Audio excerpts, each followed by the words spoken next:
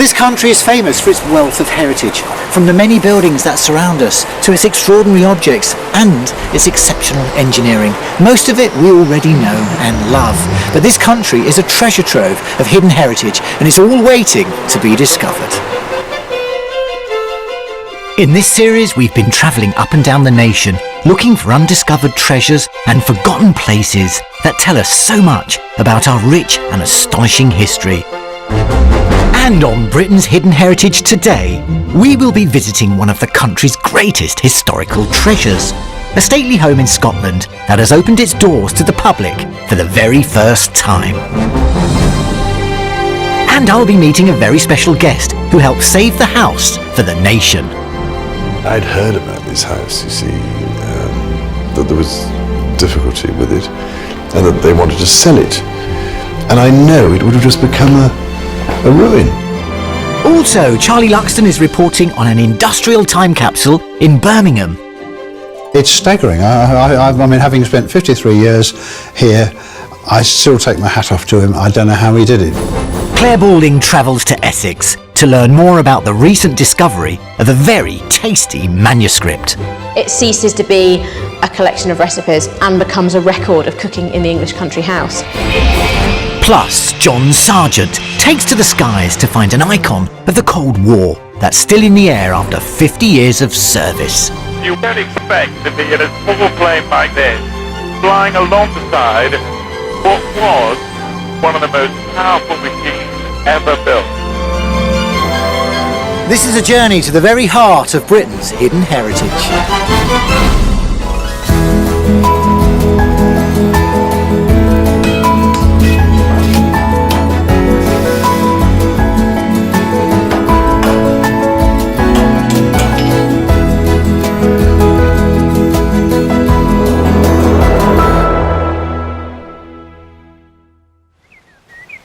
Sitting over the River Lugar in East Ayrshire, this picturesque Georgian bridge gives you an indication that somewhere along this unassuming cart track you're going to find something simply magical and quite special.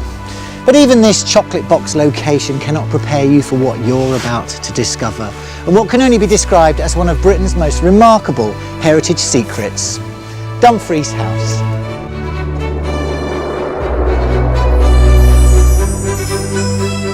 Nestling in the southwest corner of Scotland, this is surely one of the most elegant country houses in Britain.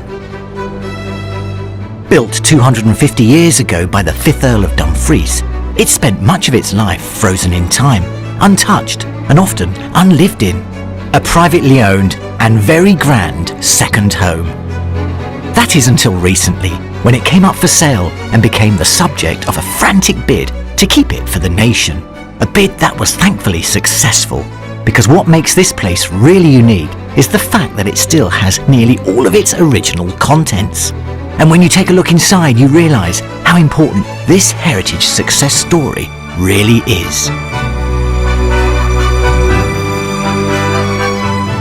Now, walking into Dumfries House today is quite a strange experience. Unlike many other such country seats that have been remodelled, redecorated and refurnished over the years, very little has taken place here. Now, I've just come in through the side door, the servants' entrance, and if I was to bump into the 5th Earl today, he would notice exactly the same furnishings that he originally purchased for this place back in the 18th century, and it's still where he left it.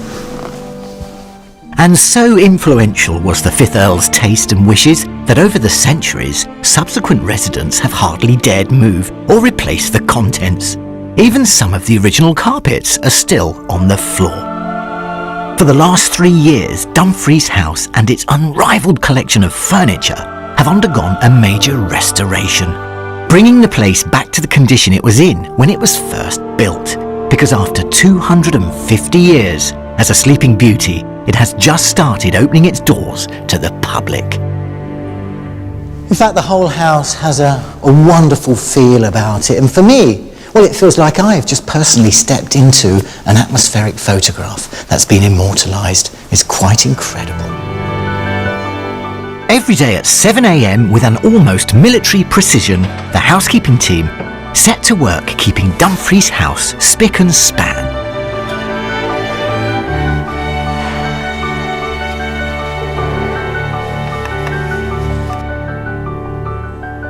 Now, here's a sound. You don't hear that often. This is a sound of the 18th century.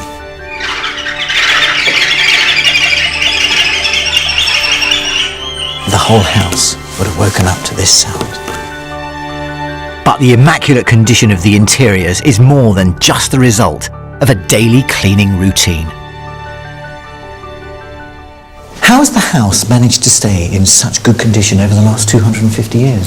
The house was built for William Crichton Dalrymple, the 5th Earl of Dumfries, a great military man himself, widowed in 1755, and lavishly furnished Dumfries House, plain and simply to lure another lady here to the estate. Sadly, he died in 1768. The house was then later passed on to his nephew, Patrick the 6th Earl of Dumfries, who lived at Dumfries House for a further 35 years. Yeah. I have to But say. it really didn't have an awful lot of wear and tear, basically. Not at all. No, not at all. Not daily use. No, in the part of the 19th century, the early part, the house was entrusted to 311 servants under the direct charge of a very formidable housekeeper. Right. And a fire was to be lit in every room during the winter months, and the windows were opened on every fair day. Mary, what we're going to do now is we're going to set this table, and first of all we're going to place the pan in the centre, just get it really bang in the middle. Okay. That's pretty good, in line with the chandelier, yes? Okay. Ever so slightly towards you. Me? Just, yes. That's For much it. of its Yes. history, the skeleton staff of Dumfries House kept the place in constant readiness for the return of a family. But as it turned out, it was rarely actually lived in, although to this very day the staff have been regimental about the daily maintenance of this 18th century time capsule, going to painstaking efforts to preserve its priceless contents. Well, the whole house is coming to life. The smell of fresh flowers in the reception area. Everybody knows what they have to do, and they do it with pride and passion.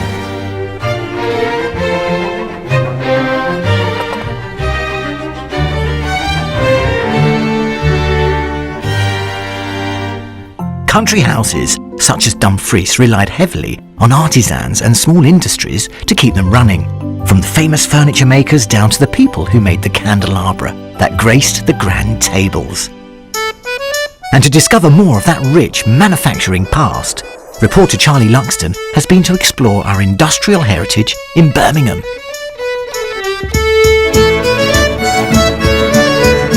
I've come to the old cobbled lanes of Birmingham's jewellery quarter in search of an incredible piece of our history. In the 19th century, Birmingham was known as the workshop of the world, and these now forgotten back streets were running with gold. With over 20,000 men and women employed in the streets and alleys around here, it must have been a very vital, exciting place to be.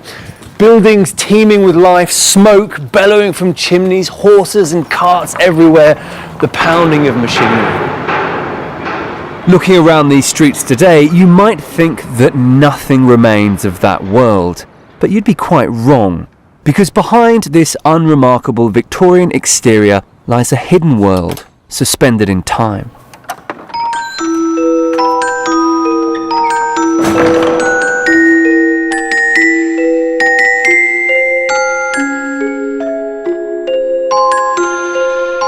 And it was into this hectic industrial world that 19th century metalworker Jenkin William Evans arrived. And he had good timing. The jewellery quarter was booming, workshops were springing up all over the place. Kitchen tables were being turned into workbenches, garden sheds into factories, and Jenkin wanted some of the action.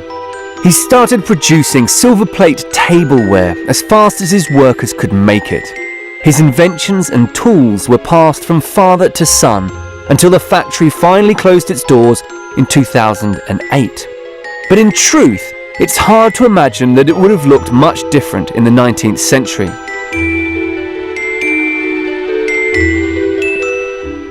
I've come to meet Jenkin Evans's grandson Tony, who also spent his entire working life in this extraordinary place. So what exactly did you make here? We made items for a high quality table, things like sauce boats, sugar casters, candlesticks, candelabra. All of that posh stuff you'd have on a lovely, lovely dinner service. The business was in its heyday in Edwardian times. Is this what I'm seeing, this stuff behind you here? Yes, we've got a decanter label here. This one is made in copper.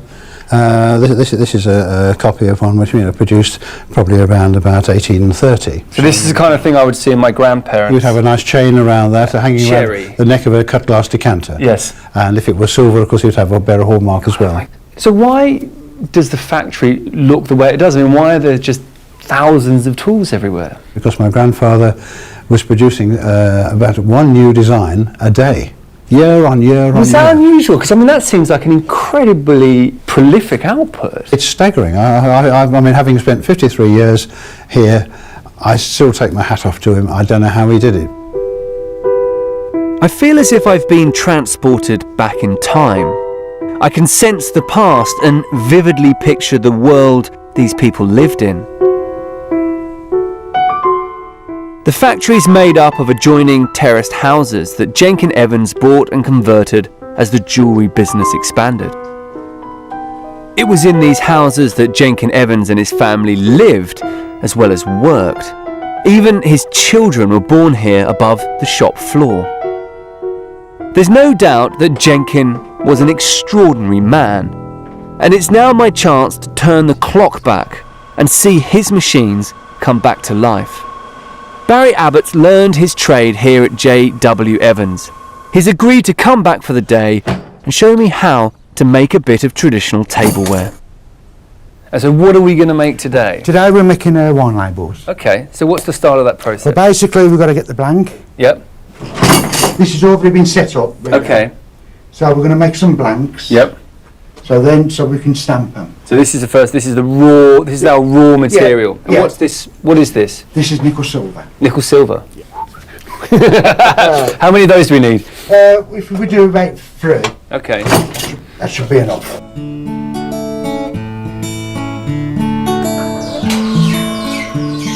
Barry spent 25 years working as a stamper here at J.W. Evans. The real skill, he says, is setting these great hammers just right, so when they crash into the precious metal, the connection with the carefully carved image on the die is true. Now I'm just going to make sure the hammer's all right. And so that's so easy because that belt is being lifted by this wheel. That's right, yeah. That feels like it weighs a couple of kilos, but I mean, how much does that weigh? I would say about 250 kilos. Really? Yeah. But from the top to the bottom when it's the blow, it's about 2 ton. So that's just had 2 ton of pressure banging onto it. So is this the last stage of the process? Yeah, this is the last part I would do. This is what we're going to do now. We're going to clip it. Okay. We're going to take all the scrap away. So what we do, we put it into the tool. So there we go. And there you are. Well, what we're going to do to it now, it's got to be pierced, then it's got to be polished, then it's got to be plated, and obviously put the chain on, and that's finished. And then it can go and hang in somebody's front room. Yeah. Must take you back to being a young man. Yeah.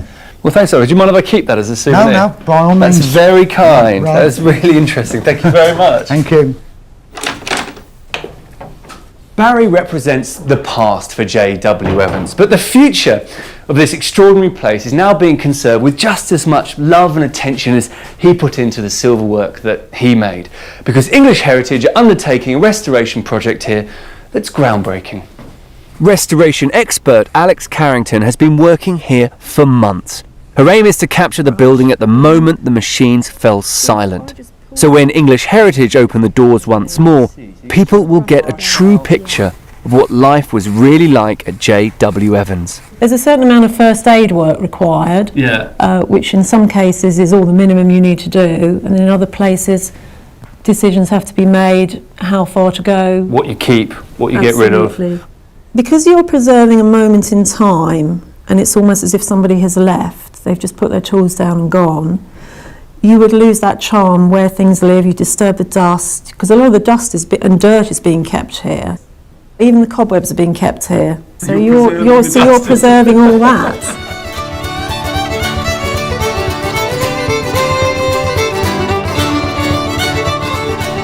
So much of our industrial heritage is gone, and it's easy to understand why.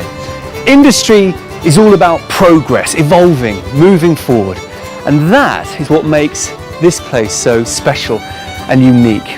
It really is the most amazing little time capsule that allows you to travel back 100 years to visit a world that's been lost forever.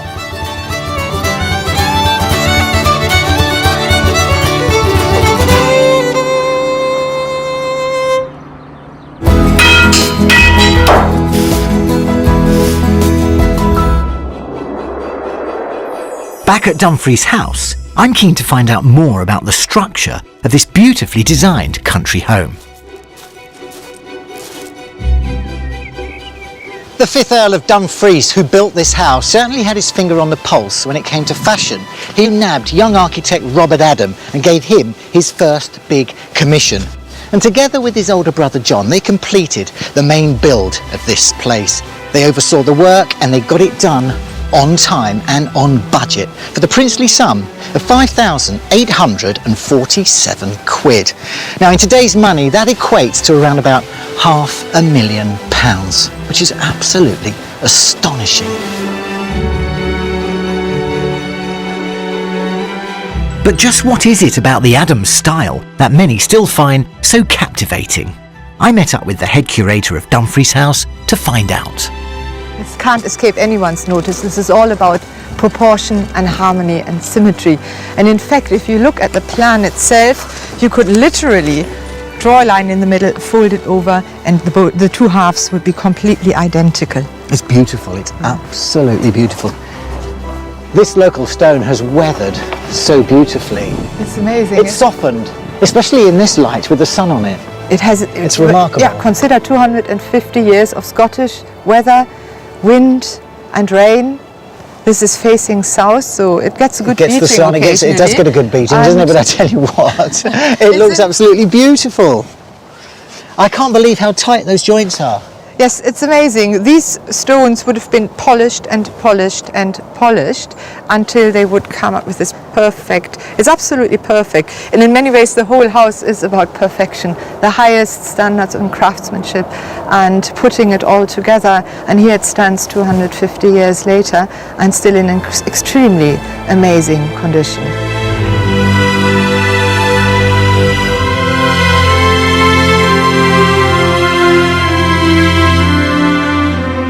Dumfries House itself may look almost exactly as it did when first finished, but restoration work on the estate is a never-ending challenge.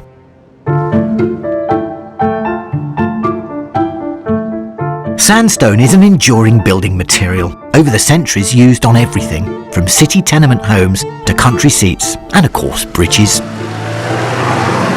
The nearby quarry of Lochabriggs, one of the oldest and largest quarries in Scotland, has been supplying sandstone since the 1700s.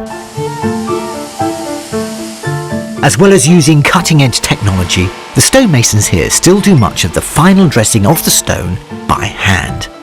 So you can imagine, I couldn't wait to see these experts in action. That's exactly the section of cornice you're going to find back at Dumfries House. How long would that take to cut out? That there, to do with the traditional methods, you're talking 3 hours. 3 hours? Yeah, 3 hours work. Okay, yeah. That's 100 years ago. Yep. Yep. Chipping away by hand with a small chisel. Today, how long would that take you to do? Today, I think I could do that in about 40 minutes. Really? Yeah. That quick? Minutes, yeah, That's quick. A beautiful finish you've got on that. Yeah. Absolutely beautiful. So symmetrical. These days, stonemasons like Neil speed up the sculpting process by using power tools. And in no time, I can see the section of sandstone beginning to take shape. But what's really reassuring for me is that the specialists here at Lochabriggs are still able to do the same detailed work using traditional methods. Let's put the clock back 250 years. Okay. Do it the traditional way. Hook it up.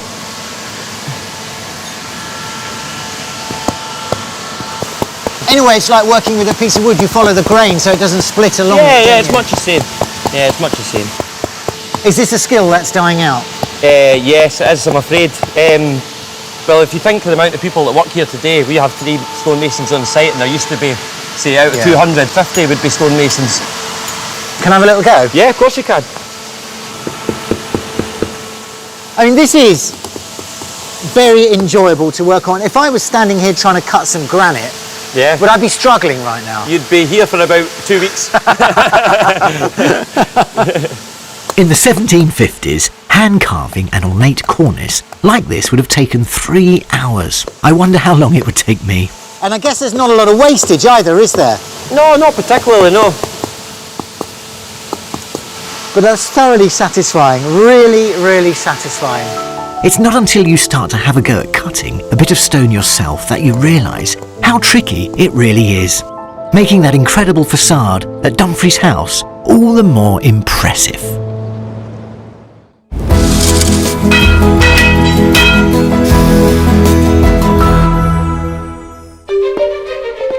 Still to come on Britain's Hidden Heritage, I'll be taking a closer look at Dumfries House's unrivalled collection of furniture, including what is thought to be the most valuable bookcase in the world. The Prince of Wales tells us why it was so important to save this house for the nation. There are so few houses left now which have their original furniture, everything designed for that house. And John Sargent fulfills a boyhood fantasy as he takes to the skies to get close to a Cold War icon. When I was a kid dreaming about Vulcans and being a Vulcan pilot, and here we are in this cramped space. It's a childhood dream come true. But first, Claire Balding is off to Essex to investigate a culinary discovery that takes us back 130 years. This is Audley End in Essex. It's one of the UK's finest country houses and a monument to Jacobean magnificence. It has over 120,000 visitors a year. But what none of them have ever seen is a piece of hidden social history that's come to light in the most extraordinary way.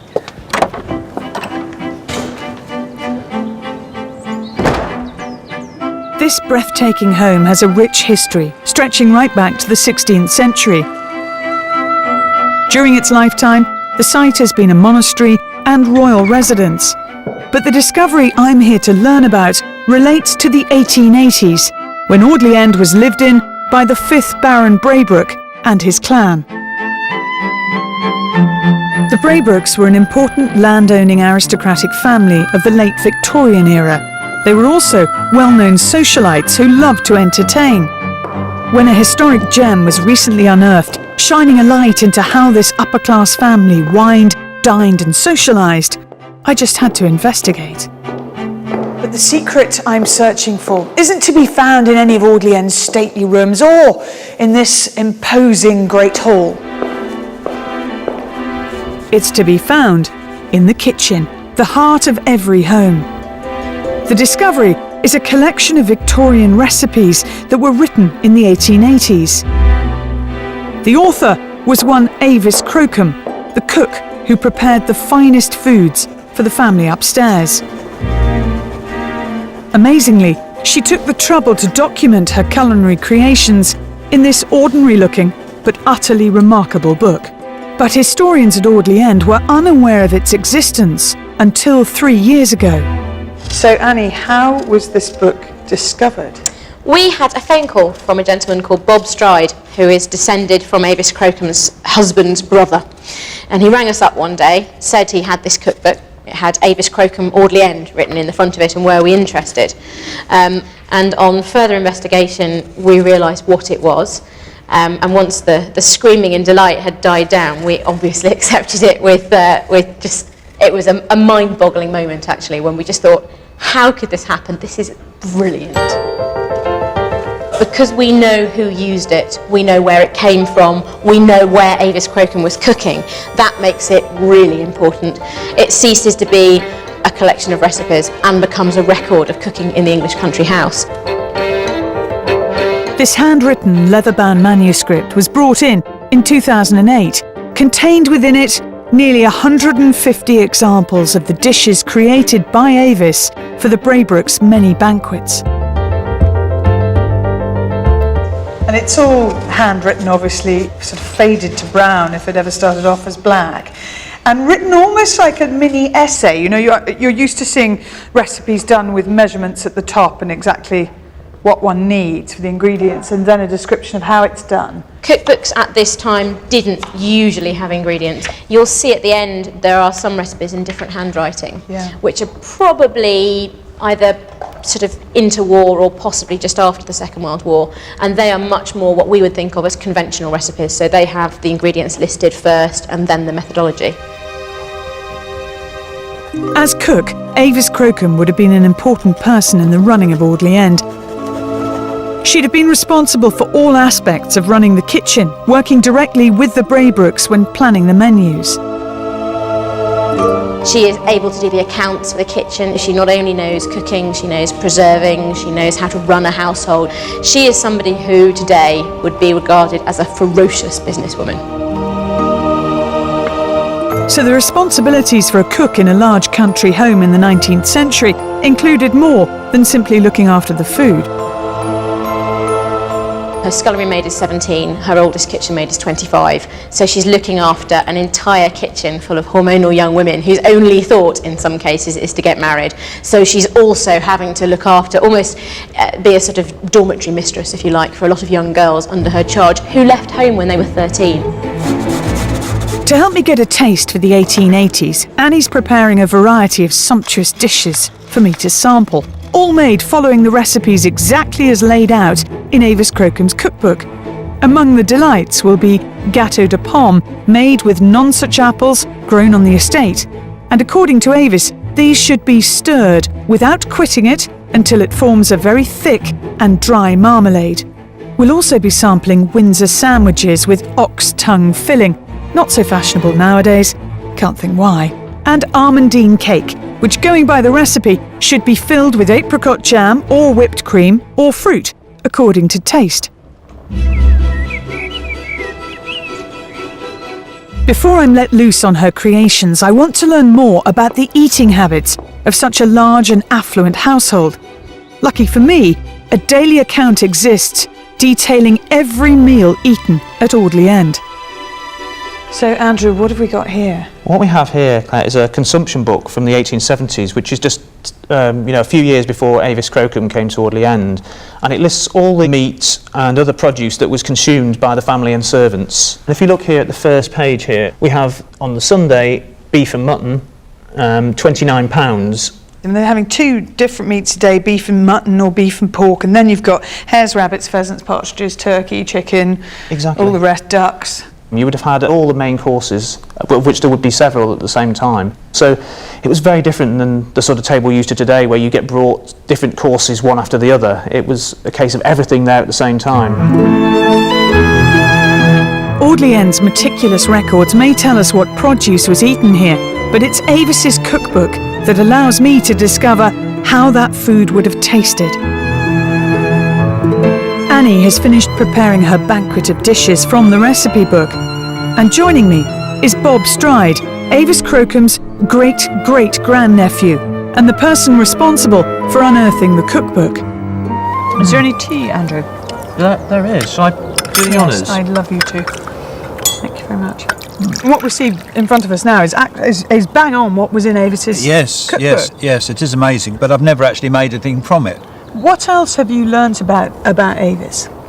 I found that she actually married my great-great-uncle in 1884, and they then left the estate and took up a residence in London and started a boarding house. So they left behind this sort of domestic life.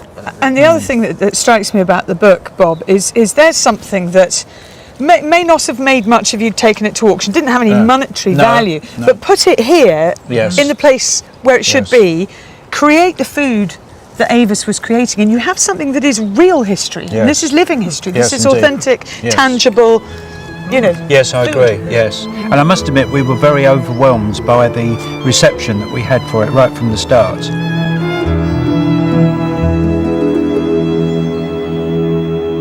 I feel as if I've really got to know Avis Crocombe during my time here at Audley End, not because I've looked at photographs or portraits of her or read a diary of her innermost thoughts, but because I have seen and sampled her work. Her recipe book and her food are her hidden heritage. It's her legacy.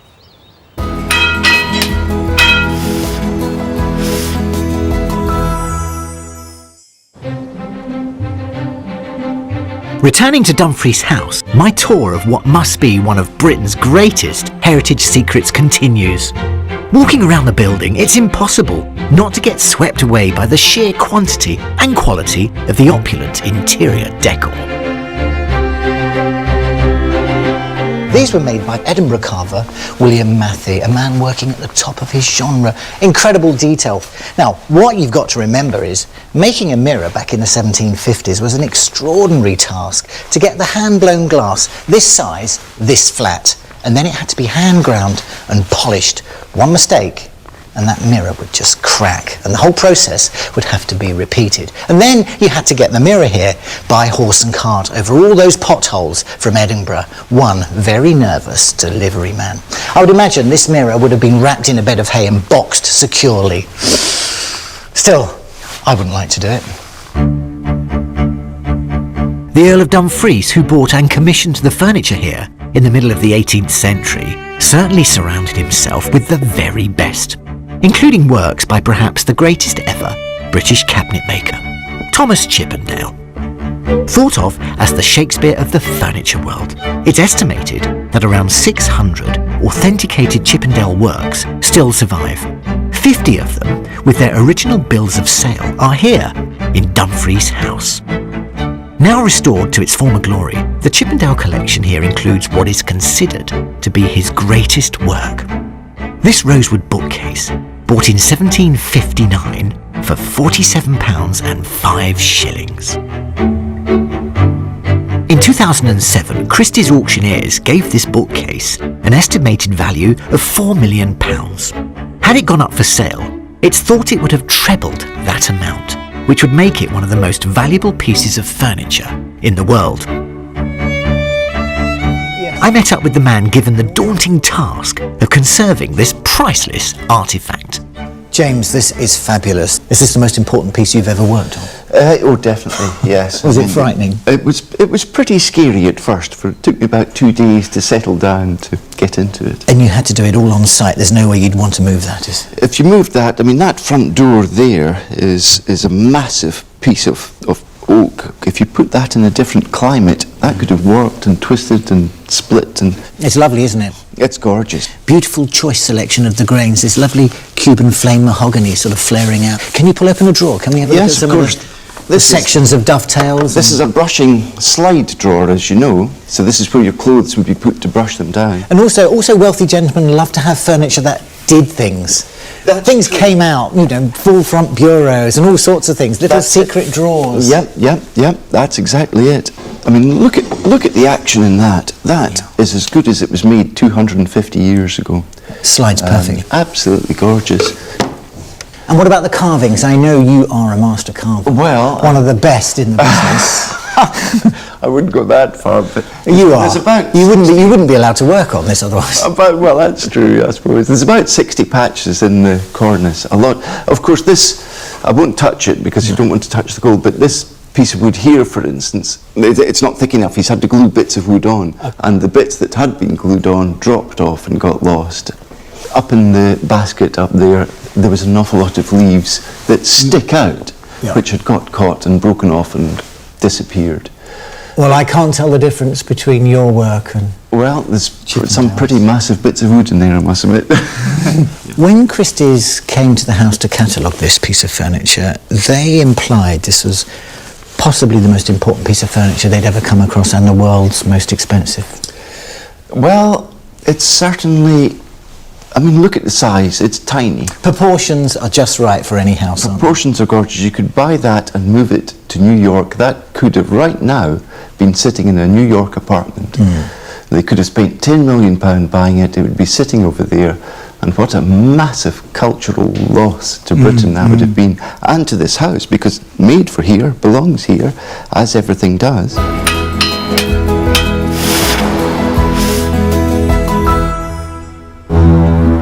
Now on Britain's Hidden Heritage, former political correspondent John Sargent reveals his personal passion for an iconic aeroplane that dates back to the Cold War.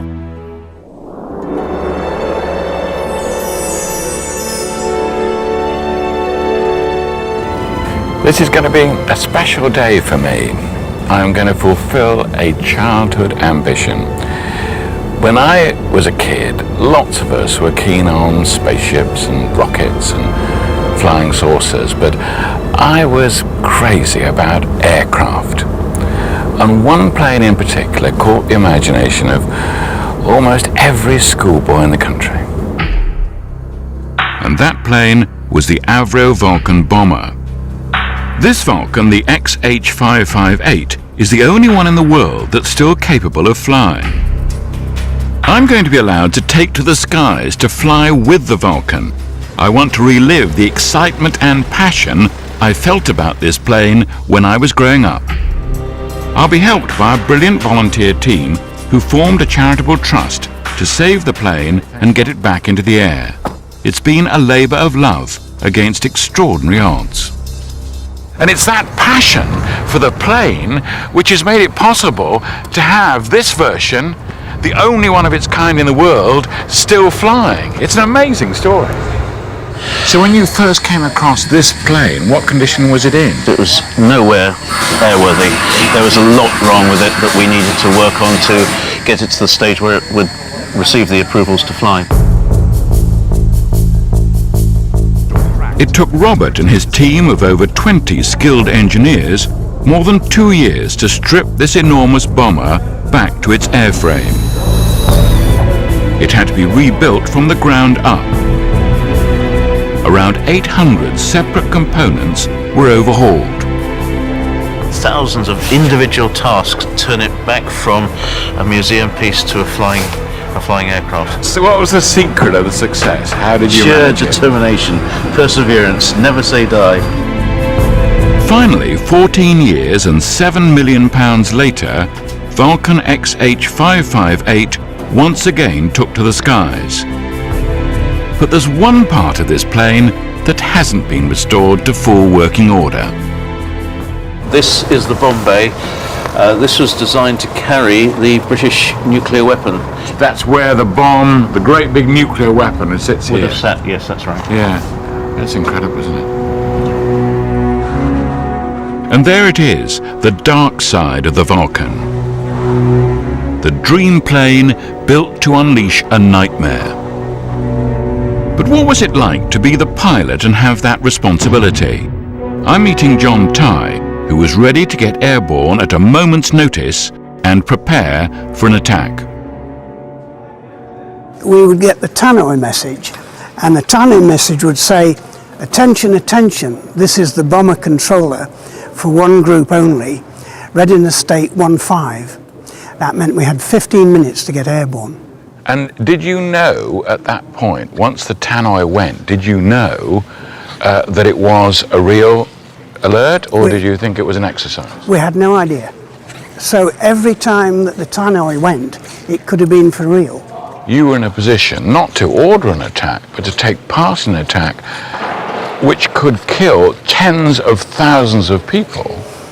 Yes, it was horrifying, but I used to think that only we would have to do it if we were attacked.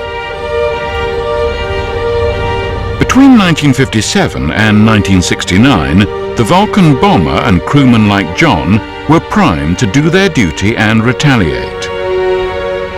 Thankfully, the attack never came, and John never dropped the bomb. But he did come face to face with the reality of this terrible responsibility some years later. My wife and myself were on holiday, and a young girl came to talk to me, and she said, "I noticed you were talking English, and I wanted to practice my English." So I said, "Where are you from?" And she said, "The name of this town in Russia." It was my primary target, and it rocked me back on my heels. I could not believe that here was a person from my primary target, which I thought was barracks, airfields.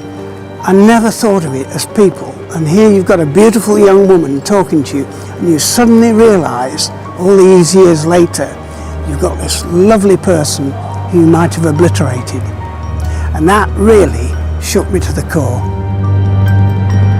In 1969, the RAF handed over responsibility for the nuclear deterrent to the Navy's Polaris submarines. The Vulcan's service life was coming to an end, and in 1993, the last one was sold off. But now the Vulcan's back. I'm keen to get flying, but I can't resist the chance to look inside to see the heart of the beast. This would not have been allowed in the 1950s. When I was a kid dreaming about Vulcans and being a Vulcan pilot, and here we are in this cramped space. It's just, yes, it's what it should be. It's difficult, it's complicated, it is. It's a childhood dream come true. Finally, the moment has come. I never thought this would happen. Parachute on. I'm going to fly wing to wing with the plane of my dreams. It's going to be a tremendous trip. And that noise you hear, that's the noise of the Vulcan. It is the Vulcan roar. In a small plane, up close and personal, I'm going to see aviation history played out in the skies. We're right over the Vulcan now, and we can see it on the runway. Plane 5, happy for you to slam as required. It is about to take off. The Vulcan is starting to move along the runway, picking up speed, and it's taking off. It's going up.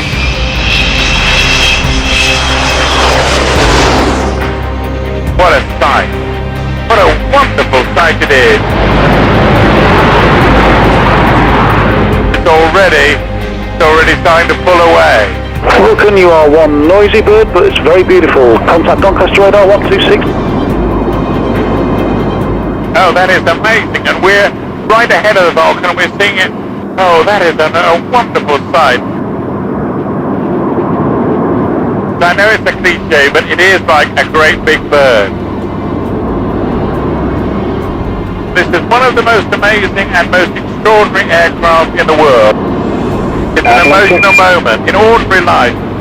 How would you ever see a plane like this? What a sight. Oh dear, look at that. Oh, that looks terrific.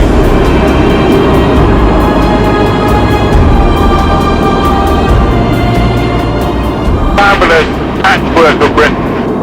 One of the greatest planes in the world, which does happen to be, okay, let's be proud of it, happens to be British. And off she goes. Off she goes. Wow, look at that. Now she's showing a real speed. And we can see the Vulcan just soaring away from us, right up into the sky. What an amazing experience that was. You don't expect to be in a small plane like this, flying alongside what was one of the most powerful machines ever built. And it looks so beautiful.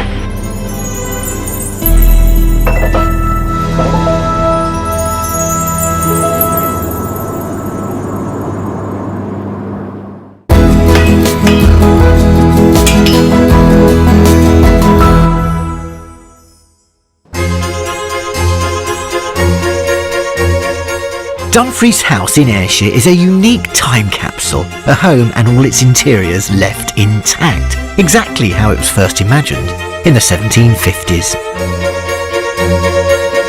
But in 2007 its future hung in the balance. Its then owner, the Marquis of Bute, decided to put his time and money into his other ancestral home and put Dumfries House up for sale. This piece of Britain's hidden heritage was about to be lost until, that is, a very important benefactor stepped in. Hugely great. Thank you. Brilliant. Thank you. Your Royal Highness, thank you for talking to me today. I know you're a very busy man. No, don't worry. Why is Dumfries House so special to you? But I'd heard about this house, you see, that there was difficulty with it, and that they wanted to sell it and find a solution. But unfortunately, it didn't happen. And I remember trying 4 years before it actually came up for sale as a problem. I tried to find a way of seeing if we could help sort it out, or find somebody who might help, a sponsor, a donor, whatever, but it was just such an enormous task. Prince Charles personally secured a £20 million loan that was still needed towards the £45 million required to purchase the estate, including the house and its contents. It was a race against time with just minutes to spare before the seller's deadline expired. Had the Prince not stepped in, it would have been a very different story. And the reason why I wanted to do something about it was because the house is so unique with its contents. There are so few houses left now which have their original furniture, everything designed for that house. And of course by the great furniture makers, the Chippendale and the great Edinburgh makers, Peter, Matthey and Brodie. I mean, extraordinary to have that, and still in situ. So I just felt that it would have been a tragedy of immense proportions if the whole thing had just been split up, and we would have been left with an empty shell of a house. And I know it would have just become a ruin. Unbelievably, in one frantic weekend, Prince Charles was able to finally rally enough support for the project, raising the money needed to save the home from the auctioneer's hammer. But that's not the end of the story. His Royal Highness is now working hard to find ways of sustaining Dumfries House so that it can continue to be a treasure for the nation. I mean, half the battle is to I think, see if we can use it for more events and all sorts of different occasions of weddings, for instance.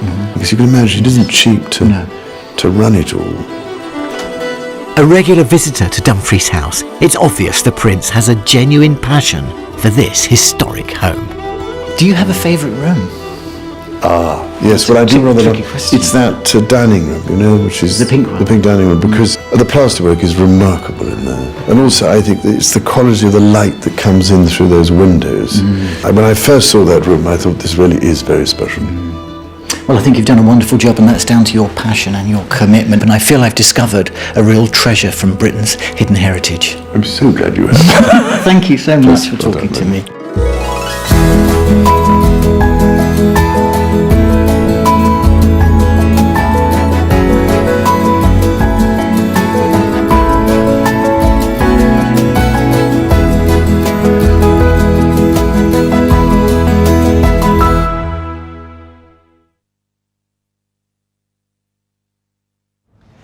This country is famous for its wealth of heritage, from the buildings that surround us to its many extraordinary objects and its astonishing engineering. Much of it we already know and love, but this country is a treasure trove full of hidden heritage, and it's all waiting to be discovered.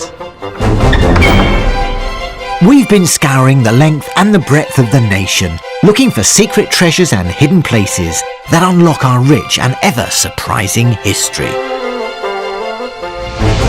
And today we travel to Northumberland to reveal the surprising and very grand setting that tells the story of the birth of household electricity. This room was the very first room in the world to be lit by Joseph Swan's newly invented filament light bulb. Charlie Luxton spends the night in one of Victorian Britain's most notorious prisons. It's nearly midnight and I'm in a cold cell. Claire Balding travels to Yorkshire in search of a relic that was lost 5 centuries ago. Local legend has it that at least one piece of Jervaulx treasure escaped the grasping hands of Henry VIII. And guest reporter Charlie Borman sets sail from Portsmouth to find a unique piece of British naval history that's been at the bottom of the ocean for 100 years. Look, and you can see the tower on the top and everything, just below us, literally. This is a journey to the very heart of Britain's hidden heritage.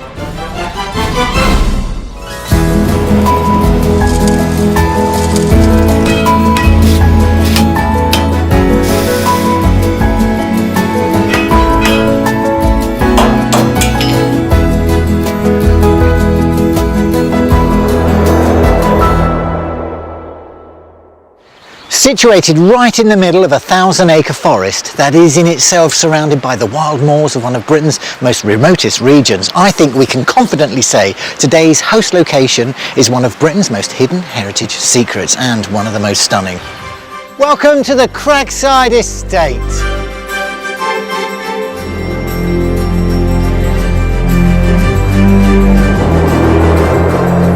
If you drive an hour north of Newcastle, heading towards the wild and windy Northumberland moors, you get some idea of the remoteness of Cragside House. It began life almost 150 years ago as a simple two-storey country residence, the modest retreat of the now almost forgotten industrialist, scientist and inventor Sir William Armstrong. In 1863, he bought some land on this impossibly steep-sided valley, had it cleared and built himself the house of his dreams, perched on a ledge of rock overlooking the river running below.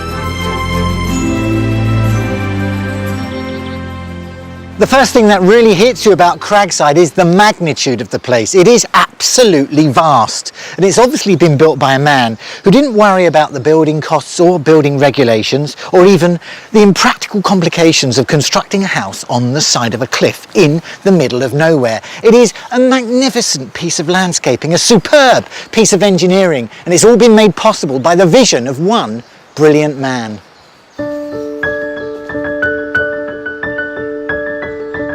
William Armstrong was an extremely influential figure of the Victorian industrial age. But unlike some of the more famous engineers and businessmen of the time, like Brunel and Thomas Telford, Armstrong's name isn't as widely known today. But as we will find out, his inventions have profoundly influenced the way we lead our lives, because many of the mod cons we now take for granted in our homes began their lives right here at Cragside. So who exactly was William Armstrong? He was the son of a corn merchant born in 1810 in Newcastle, a Geordie. Yeah. His main passion was engineering and achieved so much from hydraulics, chemicals, electricity, shipbuilding. To the time of his death in 1900, there was over 30,000 workers at the Eyre Works alone. During the 1870s, when Armstrong's business empire was at its peak, his companies were building hydraulic cranes for dockyards, warships and armaments for governments around the world. And Cragside played its part in Armstrong's success. Used to entertain potential clients, he filled the house with cutting-edge technology, hoping to impress his guests and seal the deals. They had heating, they had hot and cold running water. They had all the mod cons basically when you look around this house. Exactly, the house is full of them. You know, it had a lift, mainly put in for the benefit of the staff, to take coal up, you know, to the various floors. Telephone system on the estate, fire alarm system, the Owl Suite, the Royal Suite, you know, it had hot and cold running water. This is incredible. I mean, this is so ahead of its time, isn't it? It really is. It is. In 1977, the house was passed to the Treasury in part settlement of death duties from the Armstrong family.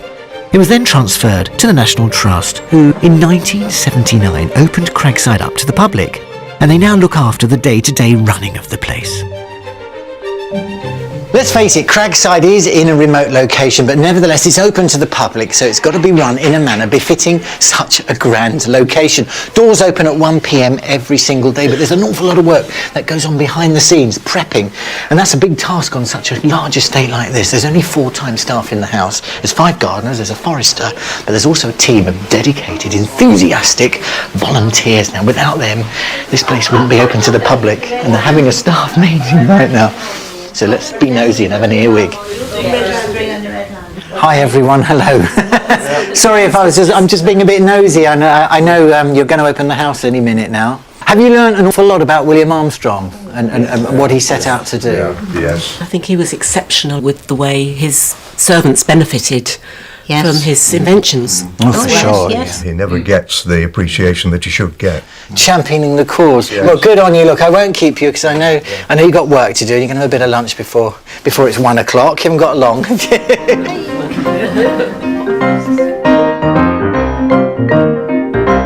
While the volunteers work out who's doing what, I have the opportunity to take a good look around the house myself. Every room seems to be chock full of surprises, but not all of them feature on the guided tour, like one rather unique collection that particularly grabbed my attention. Do you know what? This is the most extensive collection of moulds I have come across in my entire life. We've got jelly moulds, biscuit moulds, butter moulds, cake moulds, you name it.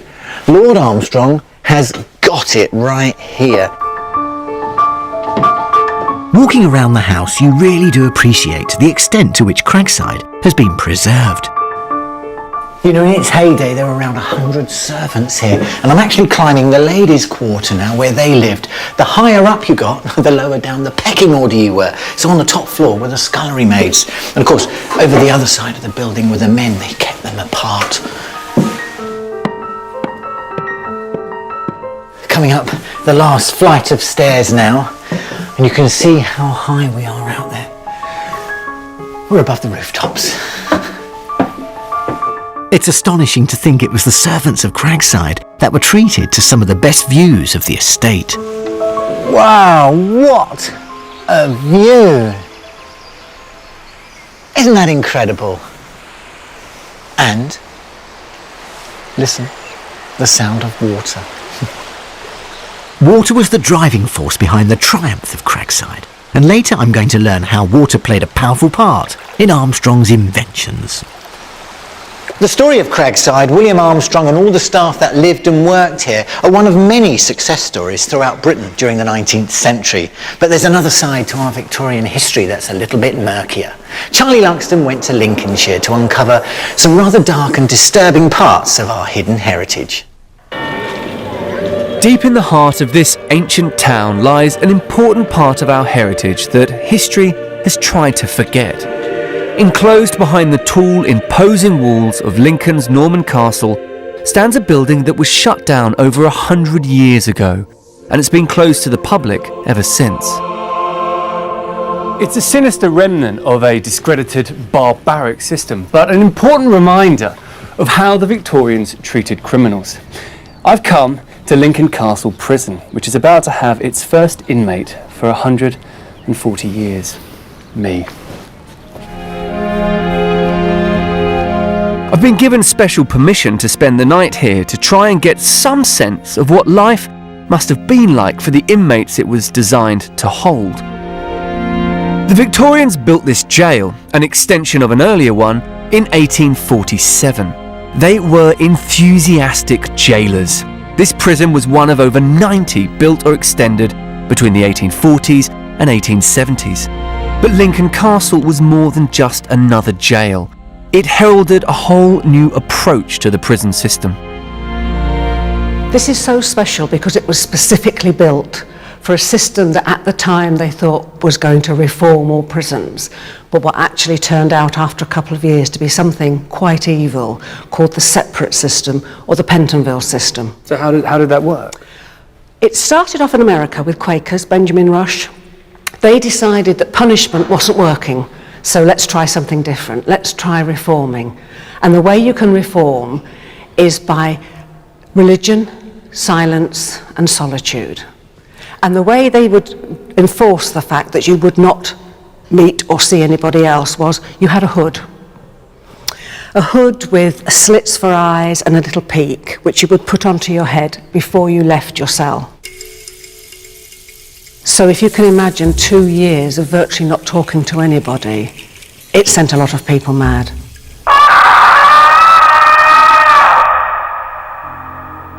This whole system was based on control and fear. Wearing this rough cloth hood is uncomfortable, disorientating, and very scary. And as one of the few times you got to take it off was to watch a prison chaplain in full-on fire and brimstone mode, it's no wonder prisoners went mad. I want my time here to give me as good an insight into the lives of the prisoners as possible, so I need to know more about who these men actually were.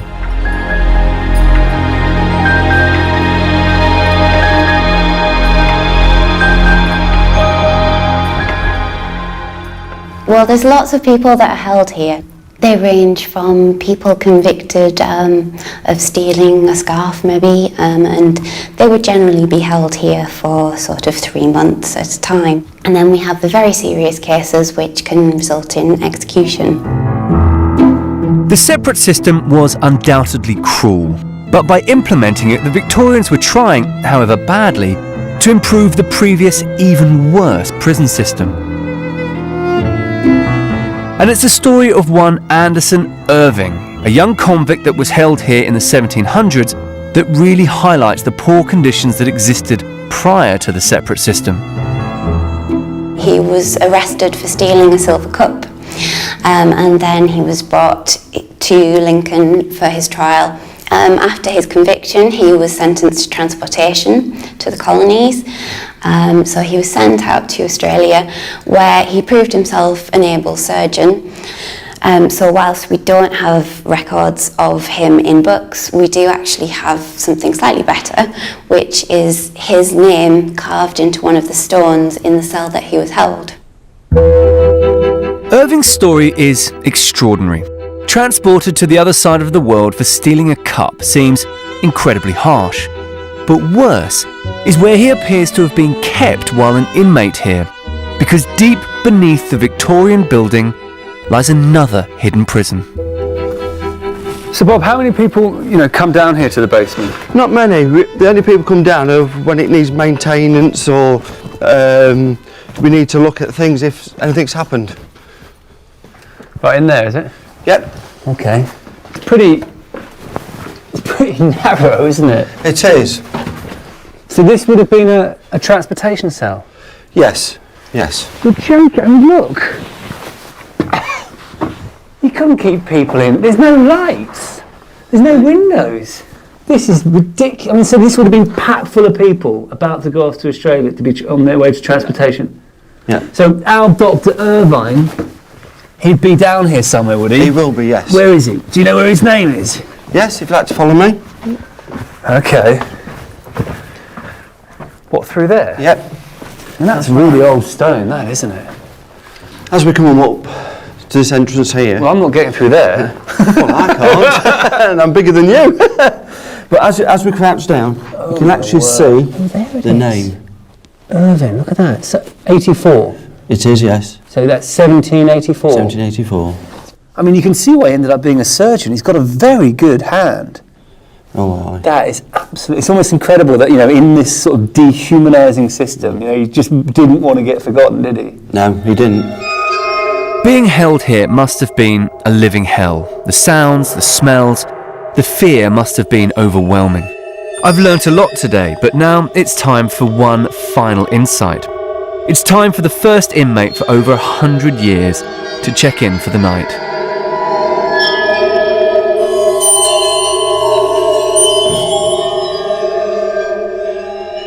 I'm just looking through the governor's journal here from 1852, and there's years of it, and what it really makes you realise is the crushing mundanity of life here, a system designed to break the spirit.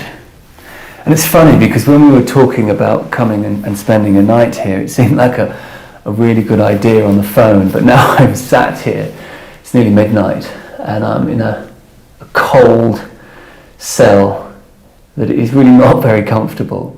And I know that when I wake up in the morning, lying here, I'm going to look up at that roof, and the first thing I'm going to see is going to be the first thing that thousands of inmates saw over decades.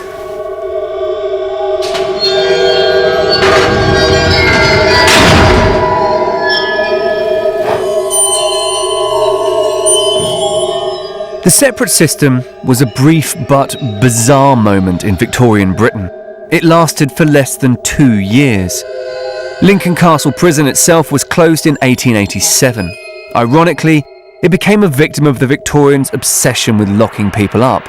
It quite simply ran out of space, and when a newer and larger prison was built nearby, this place became an archive store for the county council. This is Dawn, and I can't say that I've had a hugely comfortable night, but I think it's been important that I came and spent some time here and spent the night, because So often we have a tendency to celebrate the great and glorious episodes in our history and brush under the carpet the darker and more sinister sides, and that is certainly what Lincoln Castle Prison is. And that's exactly what makes it such an important part of our hidden heritage.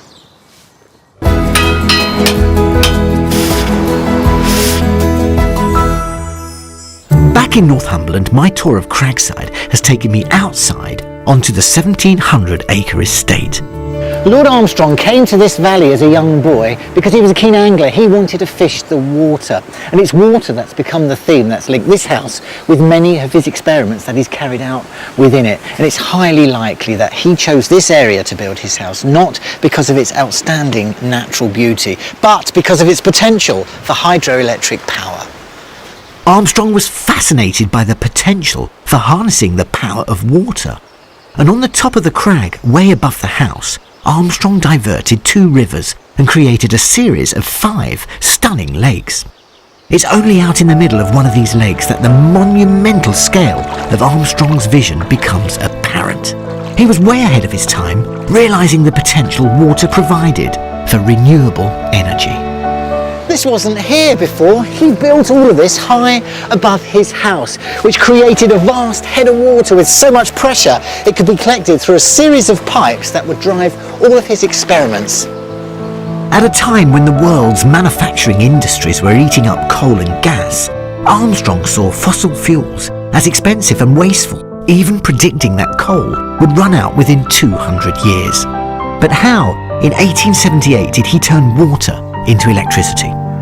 Cragside's resident engineer Robin Wright knows all about Armstrong's technical wonders and his visionary genius. This is great, isn't it?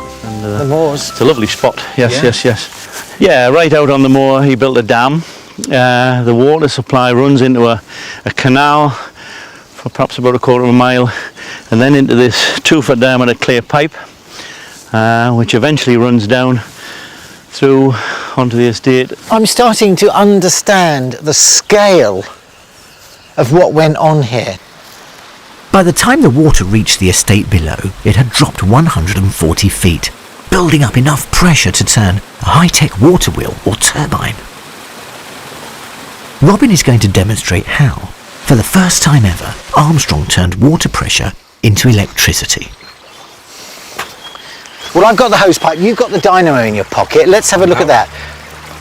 What is that exactly? A light bulb in there? Yes, we've got a small LED light bulb with a little gearbox inside, which is driving this little dynamo, which is coils of wire going round a magnet. A magnet, yeah, okay, and providing the electricity. Copper wire, yeah. Right. Okay. So there's a little nut on there, so you can put that in. Yeah. In there. We'll see if this works and see what happens. We'll try not to get too wet. Okay. Right. Let's try it, shall we? Here's water from the reservoir. Here we go.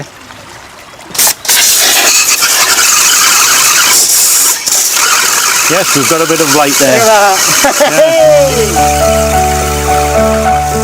Armstrong's real genius was to combine the ancient technology of the water wheel with the very recent inventions of his friends and fellow inventors. Werner Siemens' electro-dynamo machine, first demonstrated just 10 years before, and the incandescent light bulbs of fellow northeasterner Joseph Swan. Now, when you think about hydroelectric power stations, you're probably imagining huge, great big dams somewhere or massive concrete buildings, not some small, unassuming little building in the middle of the woods here at Cragside. Well, look, this is it. This little cottage is the powerhouse. And this pipe is Journey's End for the water, now running at £150 per square inch. It runs under the floor and then hits the turbine. The wheel is covered, it's cased in metal to stop the water from splashing everywhere, but it drives this shaft. You've got your 2 huge, great big magnets, your coil of copper, that's spinning around at 1,300 revs per minute. Here are the terminals that you can draw the power supply from, the positive and the negative. So this is really what feeds the house up there, the world's first hydroelectric dynamo for domestic use.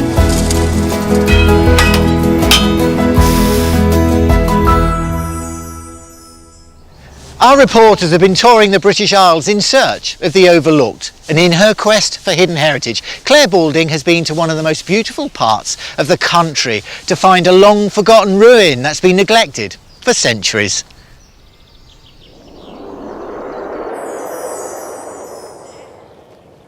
Now everyone knows all about the Yorkshire Dales, big, vast, beautiful landscape, great for walking, for cycling, for riding.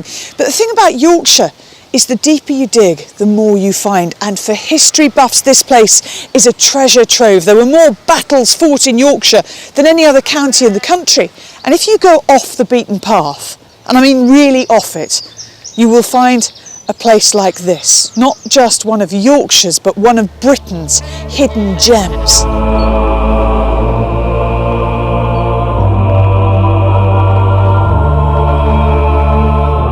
Buried in the depths of Uredale, the ruins of Jervaulx Abbey tell the story of a vibrant monastic community and of its eventual destruction by one of Britain's most infamous kings.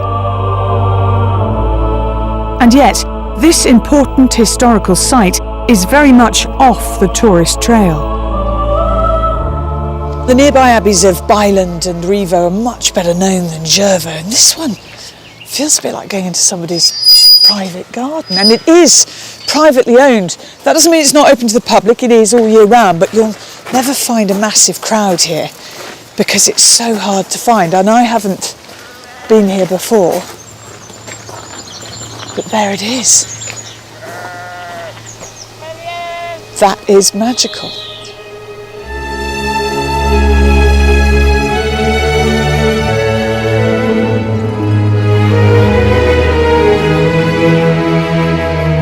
The monastery at Jervaulx was founded in 1156. During the following 400 years, not only did the abbey develop into an important centre of religious devotion, but the Cistercian monks also established a thriving trading community, farming the land, breeding horses, and producing Wensleydale cheese. So Glyn, what would life have been like here in the 12th century? Well, there are 60 or 70 monks, and they're supported by perhaps 3 times as many lay brothers. It's a self-supporting organisation. It has a huge estate. It feeds itself. It's self-sufficient. Everything they eat, drink, and wear is made here. But in 1534, the fortunes of the abbey changed dramatically. Henry VIII passed the Act of Supremacy, making himself head of the Church of England, and ultimately bringing about the dissolution of many religious houses, including Jervaulx. Within 4 years, the abbey had been demolished. Its land became the property of the Crown, and much of its treasure seized, sold, or smashed. Before its destruction, Jervaulx and its ecclesiastical treasures were valued at the equivalent of nearly £1.5 million in today's money. Afterwards, all that remained were the building's crumbling walls and broken pillars. And here it stood for nearly 500 years, with the Yorkshire weather and Mother Nature taking on what the wreckers left behind. Until, that is, the current owners acquired it as part of a farm in the 1970s and have been lovingly caring for it ever since. I really do love the feel of this place. I love the fact that you can climb all over it, that nowhere's out of bounds, that it's deliberately rough around the edges. But it is very hard to imagine the full scale, the grandeur, the colour of it in its heyday. All of that seems to have been lost. Or has it been?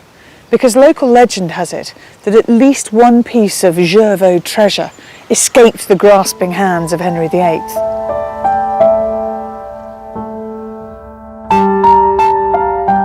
It's believed that one of the churches in the area surrounding Jervaulx contains an artefact from the abbey, so I'm off to St Andrew's Church in Aysgarth.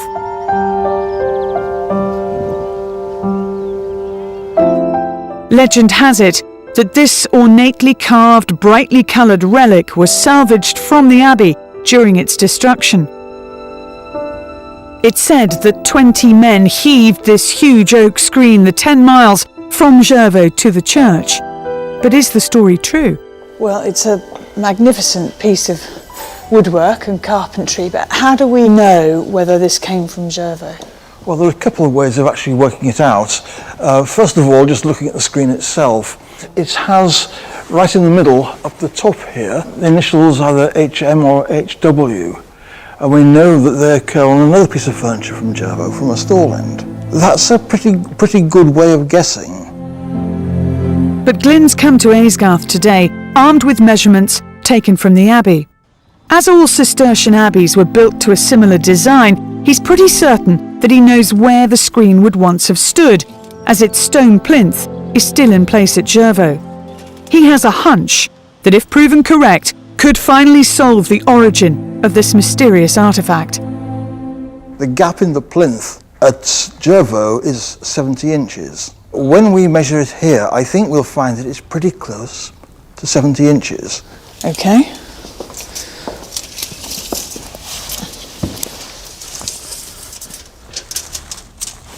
And in fact, it's 73 inches exactly.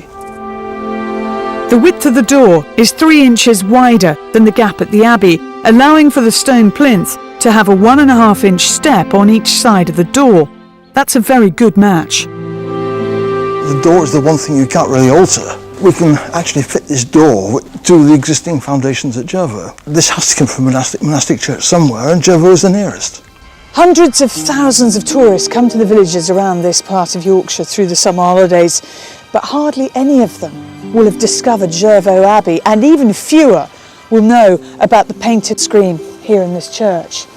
But it all goes to show, as I said earlier, the deeper you dig, the more you will discover about Britain's hidden heritage.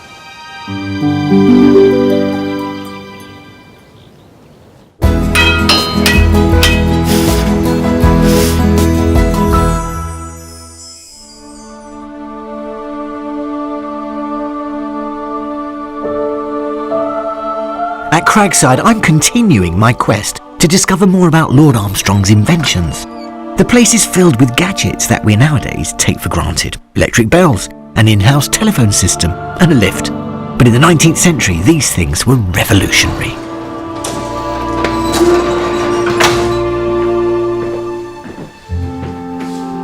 Now, we've seen how William Armstrong created his own electricity before it was in common use. But what did he use it for in the house? Well, I can tell you, because I'm standing here. This room was the very first room in the world to be lit by Joseph Swan's newly invented filament light bulb. What an amazing piece of history! Sir Joseph Swan was a physicist and chemist who, like Armstrong, came from the northeast of England. In 1878, Swan invented the incandescent light bulb. It wasn't long before news of the breakthrough reached Armstrong, and he had Swan install this technology at Cragside. And here is one of the original lamp bases. There are 4 of them all together in the room. The lamp base itself is made of copper, but it's been beautifully decorated with enamel. Lovely colours, still vibrant. It's known as cloisonné work, but it's the copper that helps conduct the current. This worked by virtue of sitting in its own tray of mercury, which also conducted the current, but there was no such thing as a light switch. You couldn't turn it on or off. It was constantly on. No one had thought about this because it was in its infancy stage. So in order to turn it off, you had to take it out of its bed of mercury, like that, and then put it back in to turn it on. But I have to say, back then, people watching this would be in awe of it. They would be totally amazed. It would be like seeing a magic show. This whole room just perfectly lit. And it's no wonder this house was once described as the palace of the modern magician.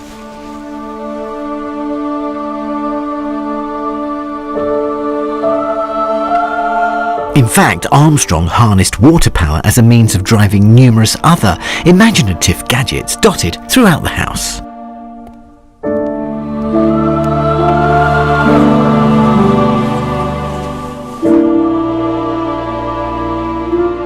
What a lovely, big, airy kitchen. Just look at the size of this. So, is this the first dishwasher in the world? Well, it's a very early form of dishwasher. How does it work? It's just pressure of water and you closed the doors so it was all contained, and you had these jets of water hitting the dishes. He went to a lot of expense then to get the water from the lakes or the reservoirs to this house. He did indeed, and that's what makes the whole house work though, the power of water.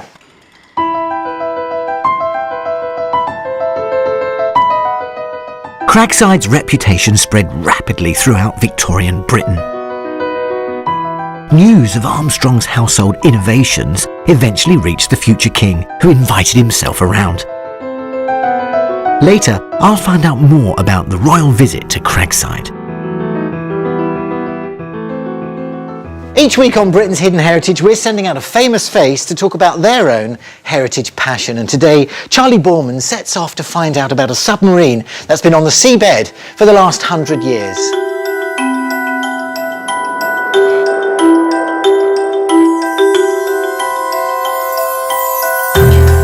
I've journeyed to the south coast of England, to the historic naval town of Gosport.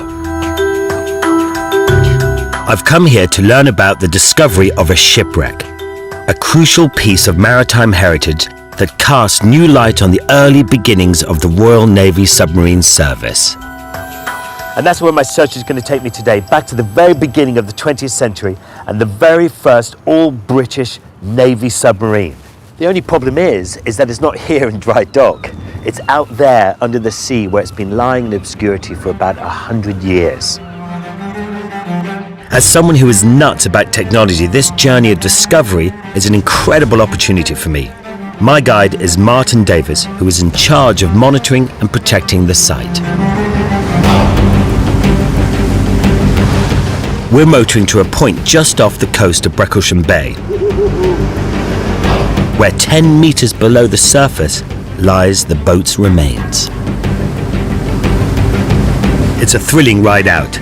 As we close in on the wreck, I'm getting even more eager to find out what it was they uncovered. It's so exciting. As we get nearer, Martin uses his onboard sonar to help us pinpoint the wreck. So we'll be able to see it on here in a few minutes? We certainly will, if we just go very slowly now. Okay.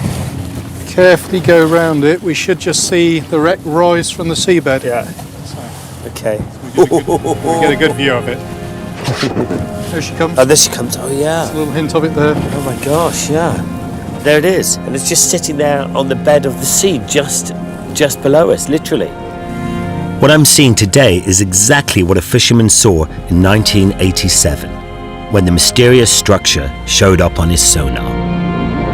He didn't know it at the time, but what the fisherman was looking at was the tower of a submarine.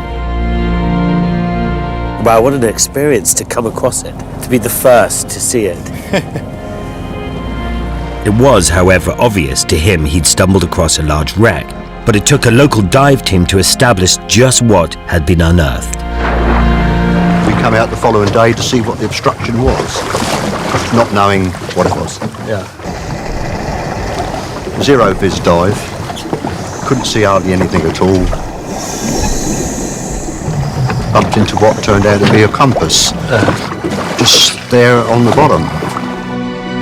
The discovery of a compass was a tantalizing find, but visibility in British waters can be poor, and the team had to make numerous trips before they could work out what had been found. Come back the following week, the viz had gone from 0 to 3 metres. We realised it was a very early type submarine. The team had a hunch the submarine dated back to the very beginnings of the Royal Navy submarine service. By the start of the 20th century, countries like France, Japan and the US had begun to realise the potential submarines had for military use, and the British were keen not to be left behind. So, in 1900, under a veil of secrecy, Vickers, Sons and Maxim at the Borough Furnace shipyard set about developing their very own submarine, codename the A1. And incredibly, it's this very submarine Gordon and the divers had discovered. Been diving quite a few years, finding absolutely nothing really. Yeah. And then coming across this, absolutely amazing. Astonishingly, the A1 had been lying on the seabed for 100 years, half buried in a sandbank just outside the mouth of the busy Chichester harbour, 5 miles from where she was reported to have sunk. The experimental submarine, seen here on the day of her maiden voyage, proved to have a remarkable performance when put through her paces. With her crew of 11, the A1 had a top speed of 8 knots, was over 30 meters long, could travel 25 miles underwater, was armed with a single firing torpedo tube, and one of the first practical modern periscopes. Conditions may have been cramped and basic for the sailors, but at the time she was still one of the most advanced submarines anywhere in the world.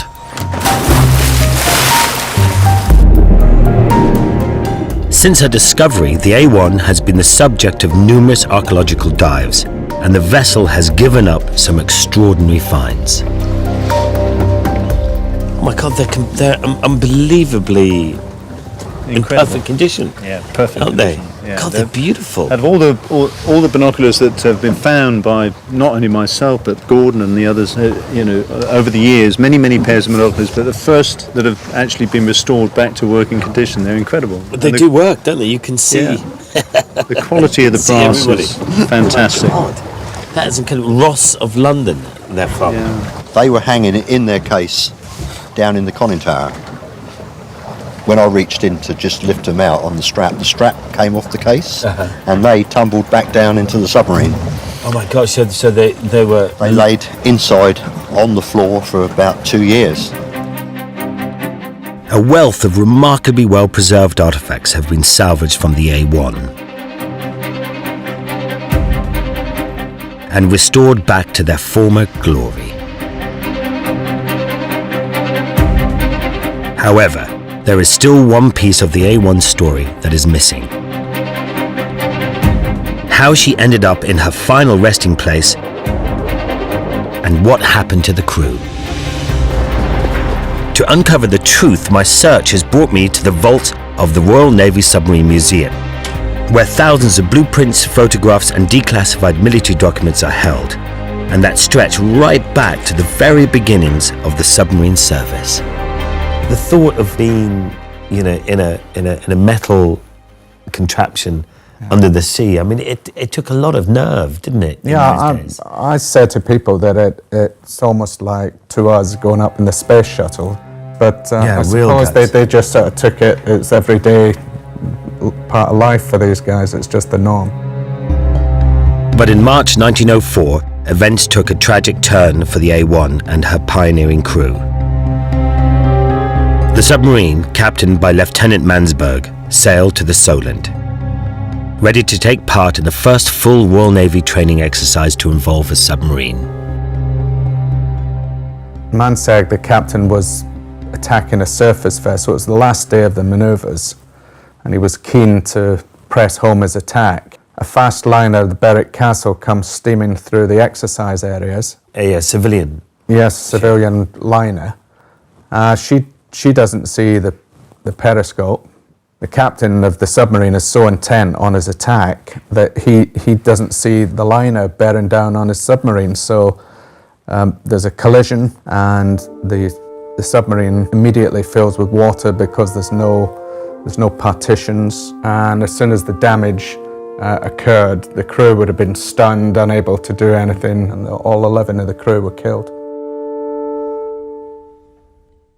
The brave men that lost their lives in the A1 tragedy became the first fatal casualties of the Royal Navy Submarine Service.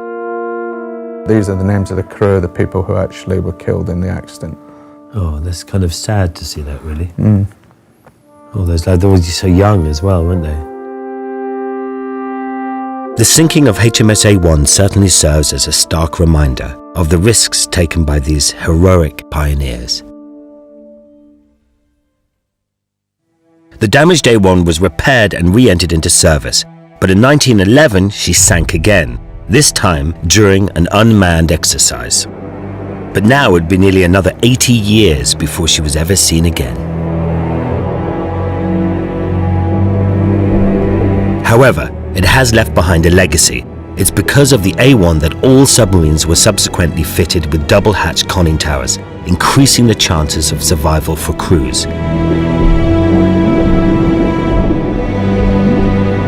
In fact, many of the safety features and designs of modern submarines can all be traced back to this iconic boat and its heroic crew. But what does the future hold?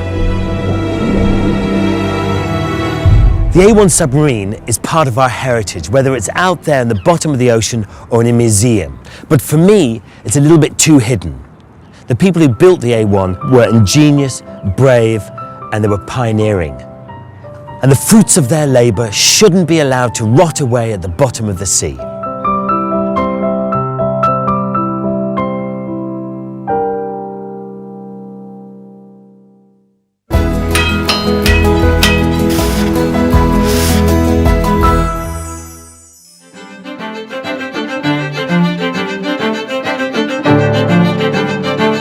With my visit to Cragside Estate nearly over, there's just one final surprise left in store.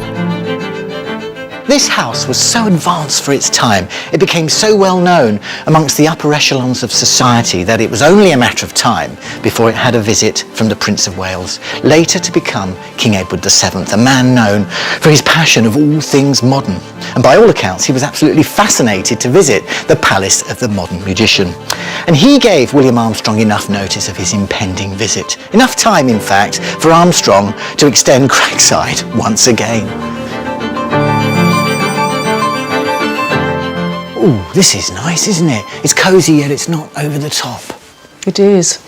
This is where the royal family stayed when they visited in 1884. How many nights did they stay for? They stayed for 3 nights in these set of suites in 3 rooms.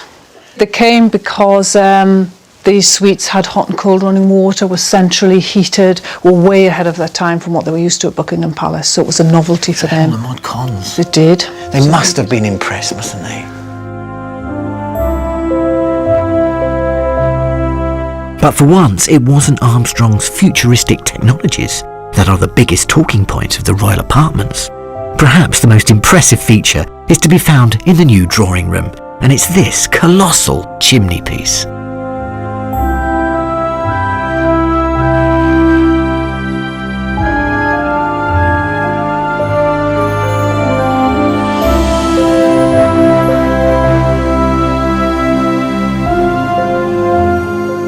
Get into this room and all of a sudden it smacks of classical Renaissance because of that.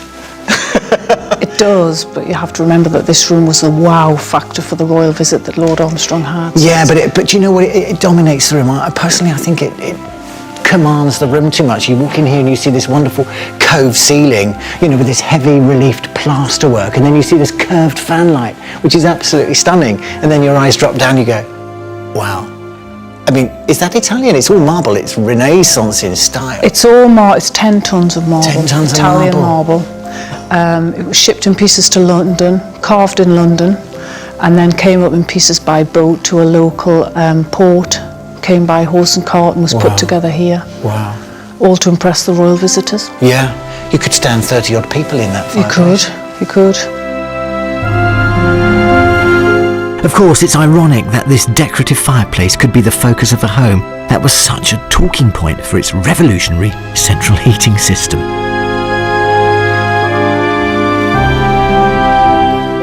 But it does serve to remind us that Cragside was more than just a laboratory for Armstrong to try out his numerous innovations. It was the home of a man with an appreciation for beautiful form as well as technological function. Armstrong died in 1900. At the age of 90, he had no children, and his wealth and estate passed to his great-nephew. The technological innovations that Cragside represented for so many years at last had come to an end. What I've discovered today is the extraordinary legacy of one of Britain's most underrated inventors. William Armstrong truly was a visionary, seeing water as opposed to gas or coal as a clean source of power and energy. and always trying to lighten the load for the workmen with his inventions. That's why it's so fitting that Cragside should be preserved and restored for future generations to appreciate. But more than anything, it should stand as a lasting monument to the man who created it, Lord William Armstrong.